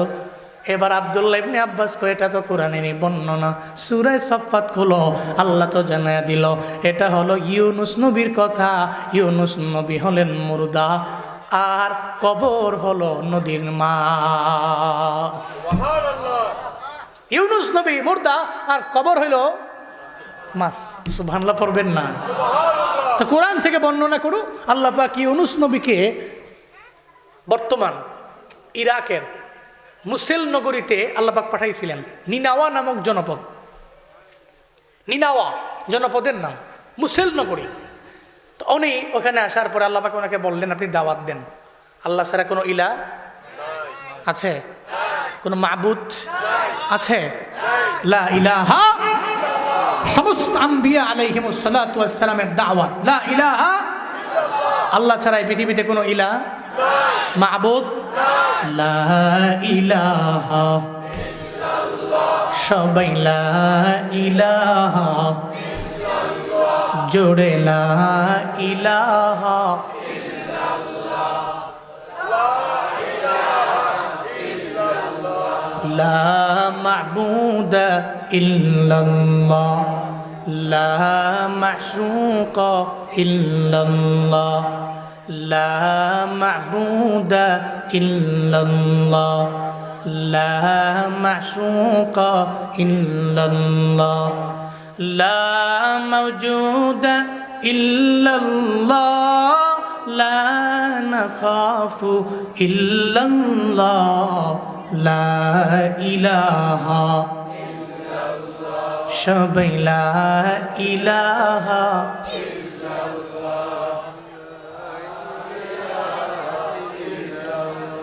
লা ইলাহা ইল্লাল্লাহ মুহাম্মাদুর রাসূলুল্লাহ সাল্লাল্লাহু আলাইহি ওয়াসাল্লাম। তো ইউনুস নবীকে আল্লাহ পাক বললেন, এই দাওয়াত দেন, সমস্ত আম্বিয়াদের দাওয়াত, আপনি দাওয়াত দেন। তো উনি নিনাওয়া নামক জনপদের সমস্ত ব্যক্তিদের সামনে গিয়ে দাওয়াত দিতে লাগলেন, এই পড়ো আল্লাহ ছাড়া কোনো ইলা নাই। একটা লোকও ইউনুস নবীর কথা মানেও না, শুনেও না। একজন লোকও কালেমা পড়ে মুসলমান হয় না, খালি মূর্তি পূজা করে। তো উনি বিরক্ত হয়ে গেলেন একটা পর্যায়ে। ইউনুস নবী বিরক্ত হয়ে উনি আল্লাহকে বলেন, আল্লাহ আমি জনপদের সমস্ত ব্যক্তিদেরকে দাওয়াত দিলাম, এরা একজনও কালেমা পড়ে মুসলমান হয় না, কি করতে পারি? আল্লাহ কয়, এদের ওপরে যে আল্লাহর পক্ষ থেকে গজব নেমে আসবে এই ব্যাপারে জানিয়ে, খবর দিয়ে, সংবাদ দিয়ে আপনি ওই এলাকা ছেড়ে ত্যাগ করে অন্য এলাকায় চলে যান। তো উনি বলতে লাগলেন, এই লোকেরা, যদি আমার কথা না মানো তাহলে 3 দিনের ভিতরে, কয় দিনের ভিতরে? 3 দিনের ভেতরে তোমাদের ওপরে আল্লাহর পক্ষ থেকে গজব নেমে আসবে। লাস্ট সংবাদ, this is the last ultimatum, এটাই বলে উনি দিয়া ওই স্থান ত্যাগ করে চলে গেছে। এবার কওমের লোকেরা চিন্তা ভাবনা করে, যতই কই ইউনুস নবী ভণ্ড নবী, এই নবী সেই নবী, মানি না, কালেমা পড়ি না, মূর্তি পূজা করি, দিন শেষে যাই করি, মূলত তো সবার দিলে তো আছে ইউনুস নবী কার নবী? জোরে বলেন না, কার নবী? ও মিয়া, দিনের বেলা মানুষ বহুত কথা কয়, বহুত যাই কিছু করে, কিন্তু রাতের বেলা গেয়া বালিশে মাথা লাগায়া চিন্তা করে মূলত কাজটা ঠিক করি নাই। তার বিবেক তার বাধা দেয় আর বলে যে তুই করছ কি, ভুল করছ, ভুল করছ তুই।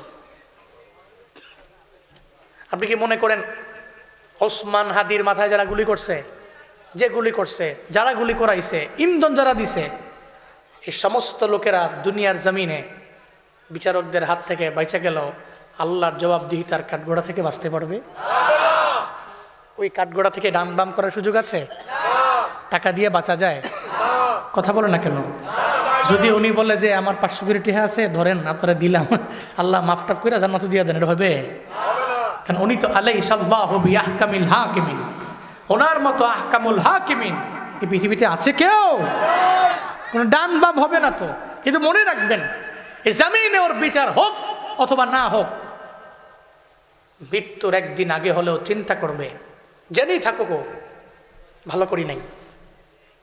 এটা মানুষকে মারা আপনি খেয়ালি মনে করছেন?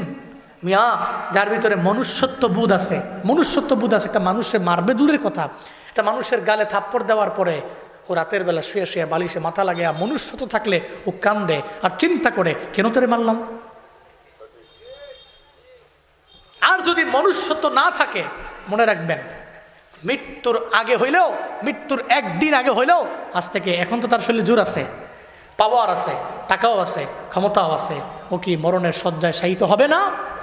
ওই সময় ও আফসোস করে করে কানবে, আফসোস করে কানবে, এতে কোনো সন্দেহ নাই।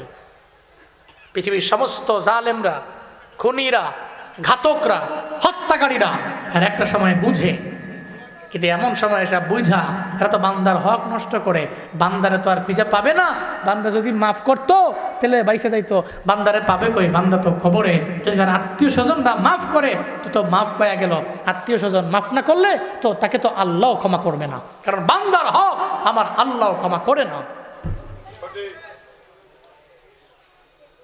ইউনূস নবীর কওমের লোকেরা কয় যাই যাই কইলাম, ওনারে ভণ্ড নবী কইলাম, উনি তো ভুলে গেছে কোথায় একটা 3 দিনের ভিতরে যদি তাওবা না করি, কালেমাও না পড়ি, মুসলমান যদি নাই হই, তাহলে তো অবস্থা খারাপ হয়ে যাবে।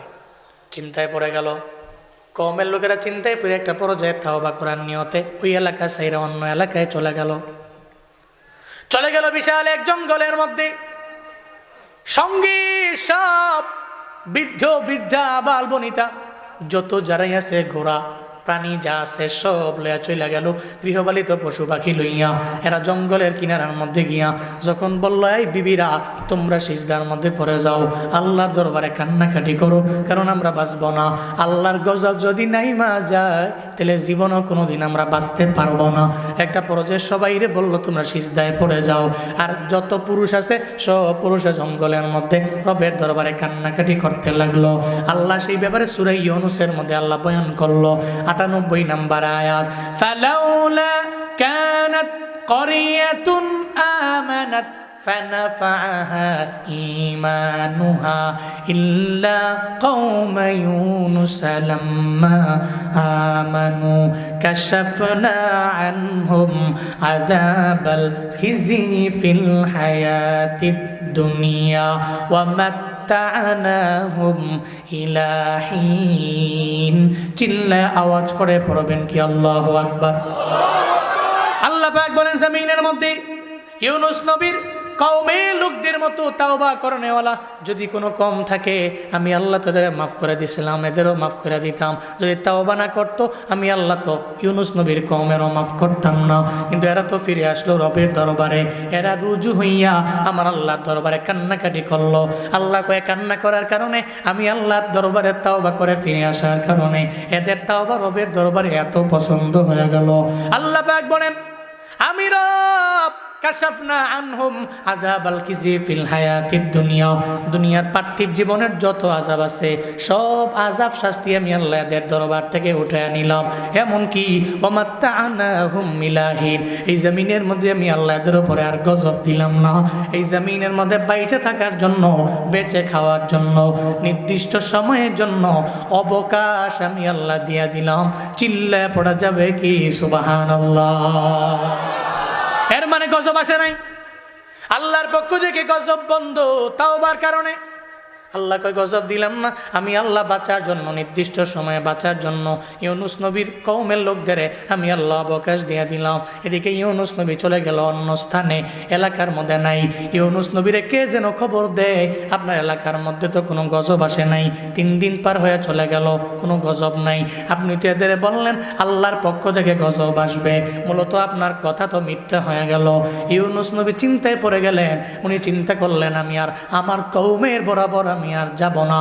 আল্লাহর পক্ষ থেকে আদেশ আসা পর্যন্ত অপেক্ষাও করলো না, সঙ্গে সঙ্গে চলে যাবে।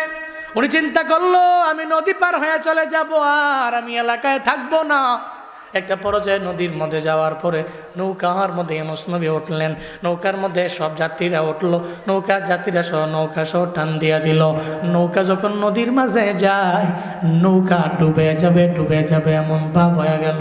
এবার মাঝিয়ে কয় এই একজনের কারণে সবাইরে মারতে পারবো না, লটারি দেও, ওই লটারির মধ্যে যার নাম আসবে ওই ব্যক্তিরে ফালাইয়া দাও।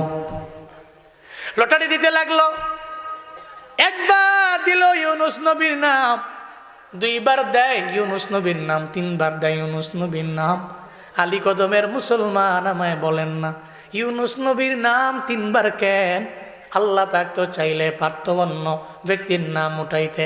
আবার লটারি দিলে 3 বার তার নাম কেন হবে? লটারির মধ্যে কাগজ একবার তুলবে একজনের নাম, আরেকবার তুলবে আরেকজনের নাম, আরেকবার তুলবে আরেকজনের নাম। 2 বার হয়তো একজনের নাম হতে পারে, 3 বারের সময় আর একজনের হতে পারে। ও বাবারা, তাহলে বলেন না ইউনুস নবীর নাম 3 বার উঠল কেন? এই খেলা অন্য কারো না, এই কুদরত কার?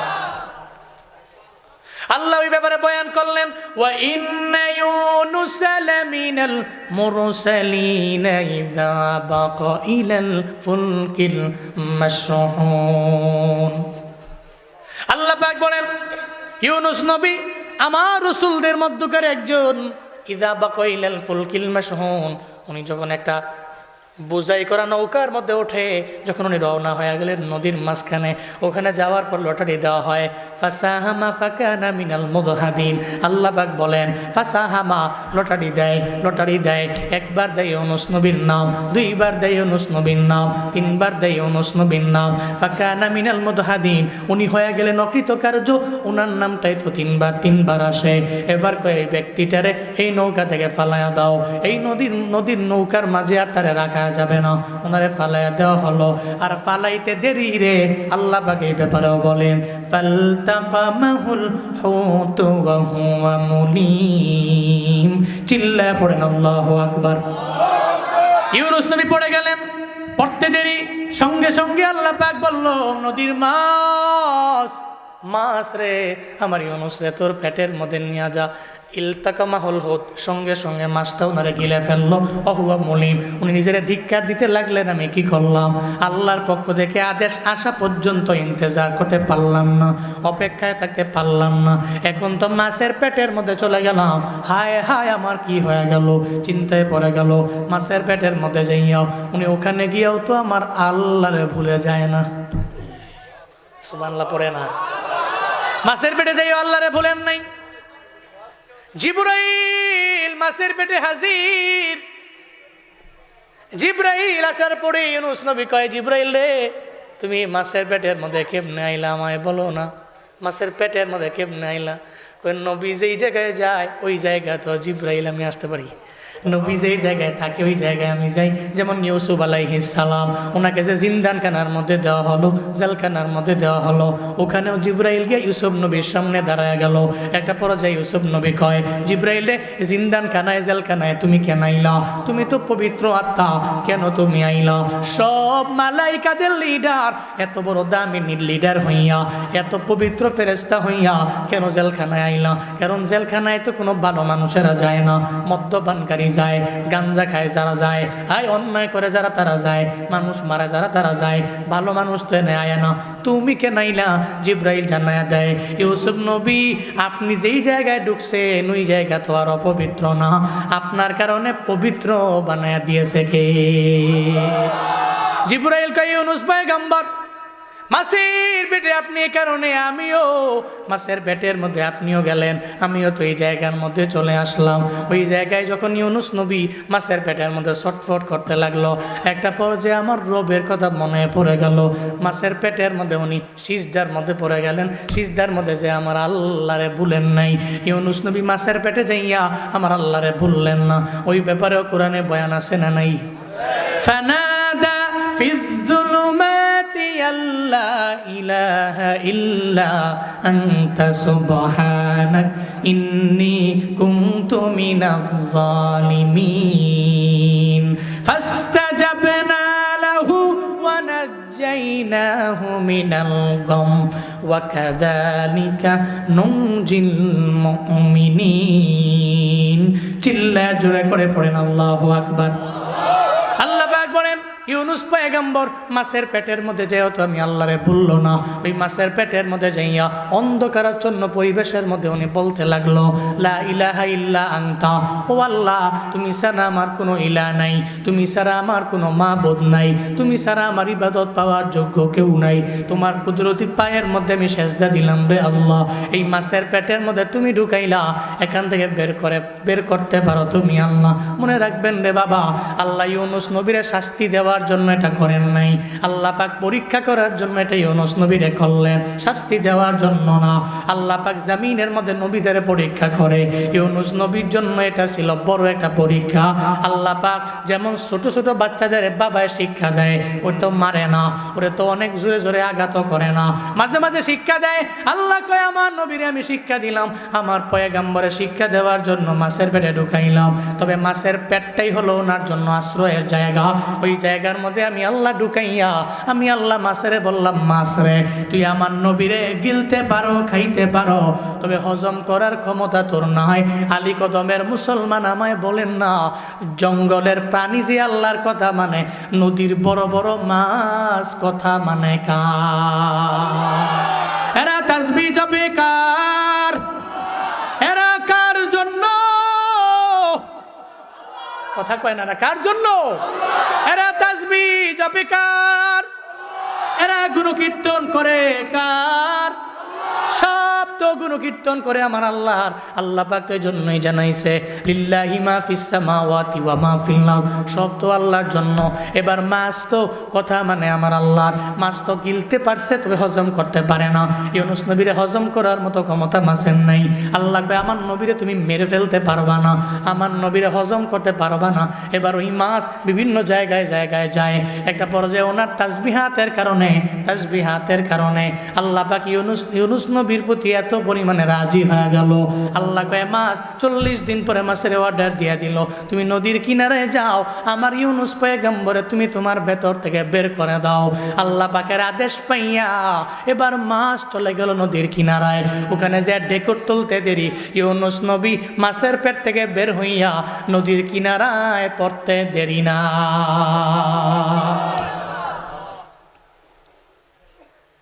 কবর রাখতে পারে নাই। আব্দুল্লাহ ইবনে আব্বাস কয়, ইহুদি তোমার 3 নাম্বার সওয়ালের জবাব হলো, তুমি যে বললা কোরআন থেকে প্রমাণ দাও, কোরআন থেকে প্রমাণ দাও। দুনিয়াতে একটা মুর্দা ছিল, ওই মুর্দাটারে কবর নিয়ে গেল, কিন্তু কবর নিয়ে 40 দিন পর্যন্ত ঘুরলো। একটা পর্যায়ে 40 দিন পরে আর রাখতে পারে নাই, মুর্দাটা বের হয়ে গেল। এটা ইউনুস নবীর কাহিনী, এটা কোরআনের মধ্যে আছে না না? এবার ইহুদি কয়, আমি আর দেরি করতে পারি না, আমি আর বিলম্ব করতে পারি না। আমার 3টা সওয়ালের জবাব যেহেতু আব্দুল্লাহ ইবনে আব্বাস দিয়ে দিল, আমি আর দেরি করলাম না, আমারে পড়ায়া দাও। লা ইলাহা ইল্লাল্লাহু মুহাম্মাদুর রাসূলুল্লাহ সাল্লাল্লাহু আলাইহি। সঙ্গে সঙ্গে ইহুদি কালেমা পড়ে মুসলমান হয়ে গেল। তোমার 3টা সওয়ালের জবাব তুমি পরিপূর্ণ দিতে পারছো। ইহুদি কালেমা পড়লো, মুসলমান হয়ে গেল। হযরত ওমর কয়, তুমি তো রাইসুল মুফাসসিরিন। সেদিন থেকে আব্দুল্লাহ ইবনে আব্বাস রাইসুল মুফাসসিরিন, মুফাসসিরদের লিডার। আল্লাহু আকবার জোরে পড়বেন না?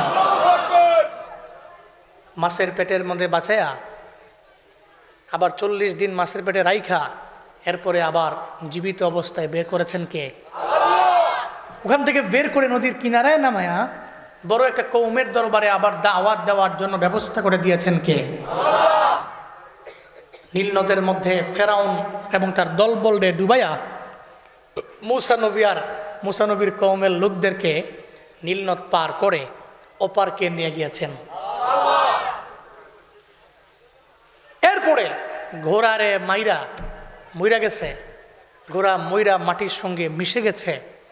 ঘোড়ার অবস্থায় মানে ঘোড়ার কোনো আকৃতি নাই। ওই জায়গা থেকে মাটি থেকে আল্লাহ পাক কোন বইলা এই যে বের করলেন, হাড্ডির সাথে হাড্ডি জোড়া লাগাইলেন, এরপরে গুস্ত মিশাইলেন। আগের যেমন ঘোড়া ছিল আবার সেম টু সেম ওই ঘোড়া হয়ে গেছে। কে করেছেন? সর্বময় ক্ষমতার মালিককে। আরো জোরে বলেন, সর্বময় ক্ষমতার মালিককে। ওই আল্লাহ চাইলে কি ক্ষমা করে দিতে পারে না? মাফ করতে পারে না? আল্লাহর কি সে ক্ষমতা নাই? তাহলে আল্লাহর কাছে মাফ চাইবো না গাদ্দারি করব? বিনয়ী হব না অহংকারী হব? আল্লাহ আমাদের সবাইকে বিনয়ী বানায় দেন। আরো জোরে চিল্লায় পড়ে না আমি। কেউ না জানো আমি তো জানি, আমি কি পাপ করেছি হায়। পৃথিবী না জানো আমি তো জানি, আমি কি পাপ করেছি হায়। আমার পাপের করলে বিচার, বাঁচার আমার নাই উপায়। আছে? দয়াময় তুমি মাফ করো আমায়, মাফ করো আমায়। পৃথিবী না জানুক আমি তো জানি, আমি কি পাপ করেছি হায়। পৃথিবী না জানুক আমি তো জানি, আমি কি পাপ করেছি হায়। আল্লাহ তুমি আমাদের মাফ করে দিও। আল্লাহ আমাদের গুনার খবর কেউ জানে না। আমরা গাদ্দার হই নাই, বিনয়ী হয়েছি। আল্লাহ আলী কদমের মানুষরা গাদ্দার হয় নাই, বিনয়ী হয়েছে। অহংকারী হয় নাই, বিনয়ী হয়েছে। নিজের গুনাহের জন্য নিজেকেই ছোট করেছে, তুমি মাফ করে দিও। ও মিয়া, আল্লাহ যে মাফ করে দেয়, ফায়াগফিরু লিমাইয়াশা ওয়া ইউআযযিবু মাইয়াশা, আল্লাহ সে ব্যাপারে প্রমাণ করেছে। চাইলে তো মাফ করে দিতে পারে, ক্ষমা করে দিতে পারে আল্লাহ পাক। মিয়া দুনিয়ার লিডারদের, দুনিয়ার নেতাদের যে পাওয়ার, আল্লাহর পাওয়ার কি নেতার চাইতে বেশি না কম? লিডার চাইলে একটা ব্যক্তি অনেক বড় খুন করছে, 7 খুনের রুগীও হত্যাকারীও মাফ করে দিতে পারে। তা আল্লাহ তো লিডারের লিডার, নেতার নেতা, বাদশার বাদশাহ। আল্লাহ চাইলে করে মাফ কইরা জাহান্নাম থেকে ফিরিয়া জান্নাতে দিতে পারে না? সুলতান মাহমুদ গজনবীর নাম শুনেন নাই? সুলতান মাহমুদ গজনবীর সাথে 4 জন চোরের সাক্ষাৎ হয়েছিল। তো 4 জন চোর, উনি নিজেও বিশাল বড় লম্বা কাহিনী বলবো না, তবে এতটুকু মেসেজ দিব। 4 জন চোর রাতের বেলা 2 ঘন্টার জন্য ওনার বন্ধু হয়েছিল, চিনে নাই সুলতান মাহমুদরে, চিনে নাই। না চিন না এরা কয় যে তুমি চুরি করবা। সুলতান মাহমুদকে আমি তো আর চোরটুর না, তারপর যেহেতু চিনেই নাই তো ঠিক আছে করবো চুরি, চলো। তো 5 জন মিল্লা, সুলতান মাহমুদ সহ 5 জন, তারা 4 জন হলো রিয়েল চোর, উনি চোর না, উনি বাদশা। কার বাড়িতে চুরি করবা? কয় সুলতান মাহমুদের বাড়ি। এটা চিনে নাই, এর সামনে কইতাছে চুরি সুলতান মাহমুদের বাড়ি হবে, কারণ সবারই তো চুরি করার যোগ্যতা আছে, আবার তুমি একসাথে হইছ, চলো। সুলতান মাহমুদের পরিচয় না দিয়া সবগুলো লয়ে গেছে, চলো সুলতান মাহমুদের বাড়ি চুরি হবে। 5 জন মিল্লা গিয়া যখন ঢুকছে, ইচ্ছা মতো সুলতান মাহমুদের বাড়ি চুরি টুরি কইরা এক একজনে বড় বড় বস্তা ভরছে। খুব বুঝছেন, বস্তা রস্তা ভইরা সুলতান মাহমুদের বাড়ি মাল কম আছে নাকি? সুলতানের বাড়ি, রাজার বাড়ি মাল তো অনেক। ইচ্ছা মতো নিজের মতো করে সব লইয়া টইয়া একটা পর্যায়ে একজনে কয় যে এই যে চুরি করলাম, সারা জিন্দেগি লাগায় এমন একটা বিছানা দেখছো নিজের চোখে? কয় না, এত সুন্দর বিছানা, চলো 1-1.5 ঘন্টা ঘুমাই। তো 4 জনে মিললে আরামের বিছনা পাইয়া, আচ্ছা সাধারণ স্বাভাবিক এলাকার লোক, গ্রামের মানুষ, হ্যাঁ জীবনে কোনোদিন 5 স্টার হোটেল দেখাও নাই, নামও শুনে নাই। এরা যদি কেউ যায় দয়া মায়া কইরা একটা বড় ভিআইপি দামি এক হোটেলের বিশাল লাক্সারি রুম দিছে, হ্যাঁ দুইকে দেখতেছে, কিরে এটা দুনিয়াবি জান্নাত নাকি? জান্নাতের মতোই তো লাগে, কি সুন্দর ঘ্রাণ আর কি সুন্দর বিছনা। তো এবারটা কয়েছে সারা জিন্দেগি ঘুমাইলাম, এই বিছনার দিকে এদিকে নাক দিলে মুতের গন্ধ, আর একদিকে নাক দিলে কেমন গন্ধ, এই গন্ধওয়ালা বিছানা সারা জিন্দেগি ঘুমাইলাম, আর এনে এক দামি রুম পাইলাম, লাক্সারি রুম। এবারটা কয়েছে লগে লগে ঘুমাইছে গিয়া। এরপরে দেখবেন চেক আউটের টাইম হয়ে গেল, টাইম না ধরে উড়াইতে পারে না, কয়ে ঘুমাই, জীবনে এরকম বিছনা পাইছি নাকি, ঘুমাইলো। তো চোরে 4 জন মিল্লা কয় চুরি কইরা তো জীবনে এমন বিছনা পাই নাই, সুলতানের বাড়ি বিছনা ঘুমা দিছে, ঘুম সবাই ঘুমায়, সুলতান তো ঘুমায় না। সুলতান দরওয়াজা তারা টারা মাইরা, ঘুমা তোরা। সুলতান মাহমুদ বের হয়ে গেছে, এরা তো মালটা লইয়া দিছে ঘুম। সুলতান মাহমুদ গিয়া ফজরের নামাজে মসজিদে নামাজ টামাজ পড়া উনি সিংহাসনের মধ্যে গিয়া বইছে, এই জল্লাদ আমার রুমে 4 জন চোর বন্দি আছে, এদের নিয়ে আসো। জল্লাদ গিয়া তালা খুইলা দেখে 4 জন নাক টেনে ঘুম দিছে। আরে বাপরে বাপ, কঠিন ঘুম। বহুত ঘুমাইছো ওডো, ঘুম থেকে ওইটা চোখ ডালি আর খায়, তুমি কে? আমি জল্লাদ। খাইছে শেষ, আজগা শেষ, আজগা বোঝা যাবে কত ধানে কত চাল, ধরা খাই গেছে আজগা। ওডো জন্মের ঘুম ঘুমাই লিছে ওডো। তো 4 জন চোরেরে দইরা জল্লাদে নিয়ে গেছে সিংহাসনে। কার সামনে? সুলতান মাহমুদ গজনবীর সামনে। তো সুলতান মাহমুদ গজনবীর সামনে যে একজন বসাইছে, এদের মাঝে একজনের যোগ্যতা আছে, চোখের যোগ্যতা। এরা দিনের বেলা যারা দেখে, রাতের বেলা যারা দেখে, দিনের বেলা এক দেখাই চিনে। তো 3 জনে কান্দতেছে, একজনে কান্দে না, হেখালি চায় রইছে। 3 জন কান্দে, একজন কান্দে না। হে একটা পর্যায়ে বলতেছে, সুলতান মাহমুদ আপনি কি রাতের বেলা আমাদের সাথে চুরি করতে যান নাই? আপনি তো মনে হয় সেই ব্যক্তি, রাতের বেলা আপনারা দেখছিলাম, তো আমার তো চোখের পাওয়ার আছে, আমি রাতে যারা অন্ধকারে দেখছি, দিনেও তারা চিনি, তো আপনি কি সেই লোক না? সুলতান মাহমুদ কয়, হ আমি সেই লোক। তো কি বলবার চাও? কয় আপনি আমাদের সাথে ঘুরছিলেন 1-2 ঘন্টার জন্য, আপনি যদিও চোর না, আপনি সুলতান, কিন্তু আপনি তো সে সুপ্রিম পাওয়ার আছে, চাইলে তো আমাকে মাফ করে দিতে পারেন। সুলতান মাহমুদ গজনবী কয়, শর্ত আছে, মাফ করবো। কি শর্ত? কই জীবনে কোনোদিন আর চুরি করবা না? ওকে, করবো না। জীবনে কোনো মানুষের বাড়িতে গিয়ে হামলা করবা না? করবো না। ওকে ওকে, পরিপূর্ণ মানলাম। তো সুলতান মাহমুদের দরবারে মুসলেখা দিয়া একটা পর্যায়ে 4 জনে কয় যে মাফ করে দেন, জীবনে কোনোদিন চুরি টুরি করতাম না, হামলা করতাম না, কারো বাড়িতে গিয়া কারো মালটা লোড করতাম না, মাফ করে দেন। সুলতান মাহমুদ কয় ঠিক আছে, এই শর্তে মাফ করে দিলাম। তো সবগুলা বিদায় নিয়ে চলে গেছে। সুলতান মাহমুদের রাজ দরবার থেকে বিদায় নিয়ে রাস্তায় গিয়া একজন আরেকজনকে জড়ায় ধরে কান্দে, আর কয় বন্ধুরা রে, দুনিয়ার সুলতান মাহমুদের 2 ঘন্টার জন্য বন্ধু বানাইলাম, 2 ঘন্টার জন্য বন্ধু বানাইলাম। 2 ঘন্টা বন্ধু বানানোর কারণে যদি দুনিয়া সুলতানের এত পরিমাণে পাওয়ার হয়, মরণ থেকে বাইচা গেলাম। এই সুলতানের সুলতান হলো আমার আল্লাহ। হাসরের ময়দানে যদি আল্লাহর দরবারে যাই, আর যাই যদি বলি আল্লাহ আমার গুনাহের কারণে আমারে জাহান্নামে দিয়েন না, আমি তো জমিনের মধ্যে আপনারে বন্ধু বানাইছিলাম, আমারে কেমনে জাহান্নামে দিবেন? আল্লাহর তো সুলতানের চাইতেও বেশি পাওয়ার। আমার আল্লাহ চাইলে মাফ কইরা তো আমগরে জান্নাতের মধ্যে দিয়া দিতে পারে। আজকে থেকে চুরি করব না, আল্লাহর পথে আগায় যাব, দ্বীনের পথে আগায় যাব, নামাজ রোজা আমল করব, আর জীবনে কোনোদিন আমরা চুরির কাছেও ধারে যাব না। চিল্লায় পড়া যাবে কি মারহাবা। আল্লাহ সুলতানের সুলতান, আল্লাহ মালিকের মালিক, আল্লাহ রাজা রাজা, আল্লাহ বাদশার বাদশা। এই জন্য নিয়ত করে নেন বাবা, আল্লাহ 284 নম্বর সূরা বাকারায় বলেন, আল্লাহ চাইলে মাফ করে দিবে, আল্লাহ চাইলে আযাবে গ্রেফতার করবে। আপনি আমল করে আল্লাহরে এমন রাজি বানান, আল্লাহরে এমন বন্ধু বানান, হাসরের ময়দানে আমার আল্লাহ যাতে আপনারে মাফ করে জাহান্নাম থেকে ফিরাইয়া আল্লাহ জান্নাতের পথের পথিক আপনি হতে পারেন, যাতে আপনি জান্নাতের মালিক হতে পারেন। ও আল্লাহর বান্দারা, আজকে থেকে নিয়ত করেন, নামাজ পড়বেন, রোজা রাখবেন, আমল করবেন, ওয়াজও শুনবেন, ফজরও পড়বেন, ওয়াজও শুনবেন, জোহর পড়বেন, আসর পড়বেন, মাগরিব পড়বেন, এশা পড়বেন। কারা কারা পারবেন 2টা হাত তুলে আমার আল্লাহরে দেখা। আয় রব্বে কারীম, আয় আল্লাহ আপনি কবুল করে নেন, প্রত্যেকের হাতগুলো আপনি কবুল করে নেন আল্লাহ।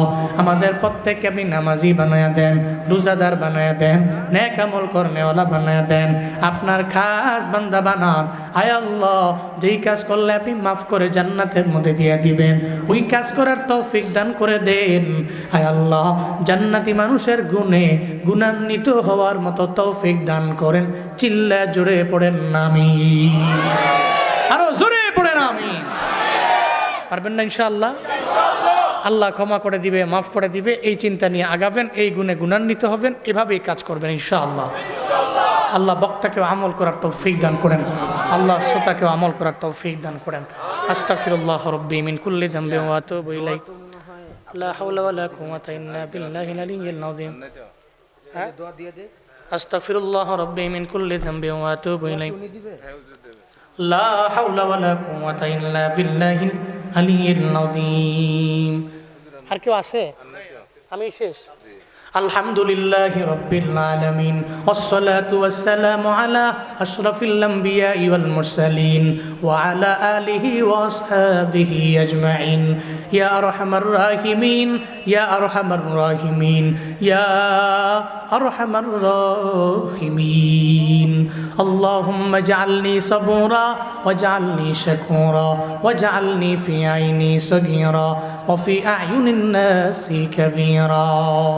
اللهم اجعلنا من المستجابين للدعوات رب ارحمهما كما ربياني صغيرا رب ارحمهما كما ربياني صغيرا। ও দয়ার মালিক, গভীর রাতে তোমার বান্দাগুলোর নিয়ে এই ঠান্ডা রাতে তোমার দরওয়াজায় হাত বাড়াইয়া দিলাম আল্লাহ। জিন্দেগির যত গুনাহ আছে সব গুনাহ মাফ করে দাও।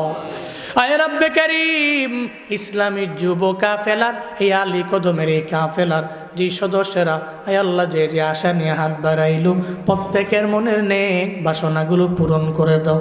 প্রত্যেকের তোমার হাতে দিয়া দিলাম, আয় আল্লাহ তুমি জিম্মাদার হয়ে যাও।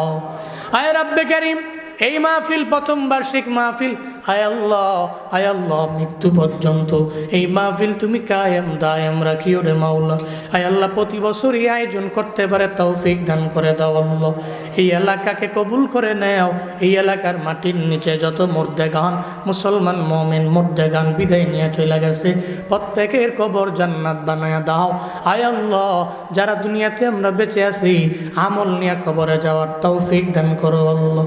ও দয়ার মালিক, আয় আল্লাহ আমাদের প্রত্যেককে তুমি দ্বীনি লাইনে কবুল করে নাও, ইসলামের জন্য কবুল করে নাও। তুমি মাফ করবা এমন কাজ করার তৌফিক দান করো আল্লাহ। আযাবে গ্রেফতার করবা এমন কাজ থেকে বিরত থাকার তৌফিক দান করে দাও আল্লাহ।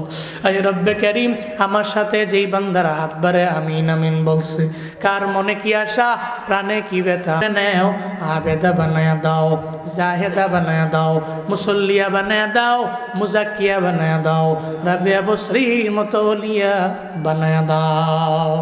আয় রব্বে করিম, জীবনে একবার হলেও মক্কা মদিনায় যাওয়ার তৌফিক দাও। যারা যেতে পেরেছে বারবার যাওয়ার তৌফিক দান করে দাও আল্লাহ। আয় রব্বে করিম, আমাদের প্রত্যেককে তুমি 5 ওয়াক্ত নামাজি বানাও, রোজাদার বানাও, নেক আমল করনেওয়ালা বানাও, তোমার খাস বান্দা তুমি বানাইয়া নাও। আয় রব্বে করিম, আগুনে ফালে মাইরো না, পানিতে ডুবায়া মাইরো না। আয় আল্লাহ অ্যাক্সিডেন্টে মরণ দিও না রে আল্লাহ। কালেমা পড়তে পড়তে জিকির করতে করতে মরণ দান করিও আল্লাহ। আমাদের মরণ ঈমানের শহীদ নসিব করিও রে আল্লাহ। রব্বানা তাকাব্বাল মিন্নি ওয়া মিন্না ইন্নাকা আনতাস সামিউল আলিম وتب علينا يا مولانا إنك أنت التواب الرحيم وصلى الله تعالى على خير خلقه وعلى آله وأصحابه أجمعين آمين آمين آمين وارحمنا معهم وارحمنا معهم وارحمنا معهم واجعل آخر كلامنا عند الموت لا إله إلا الله محمد رسول أكبر الله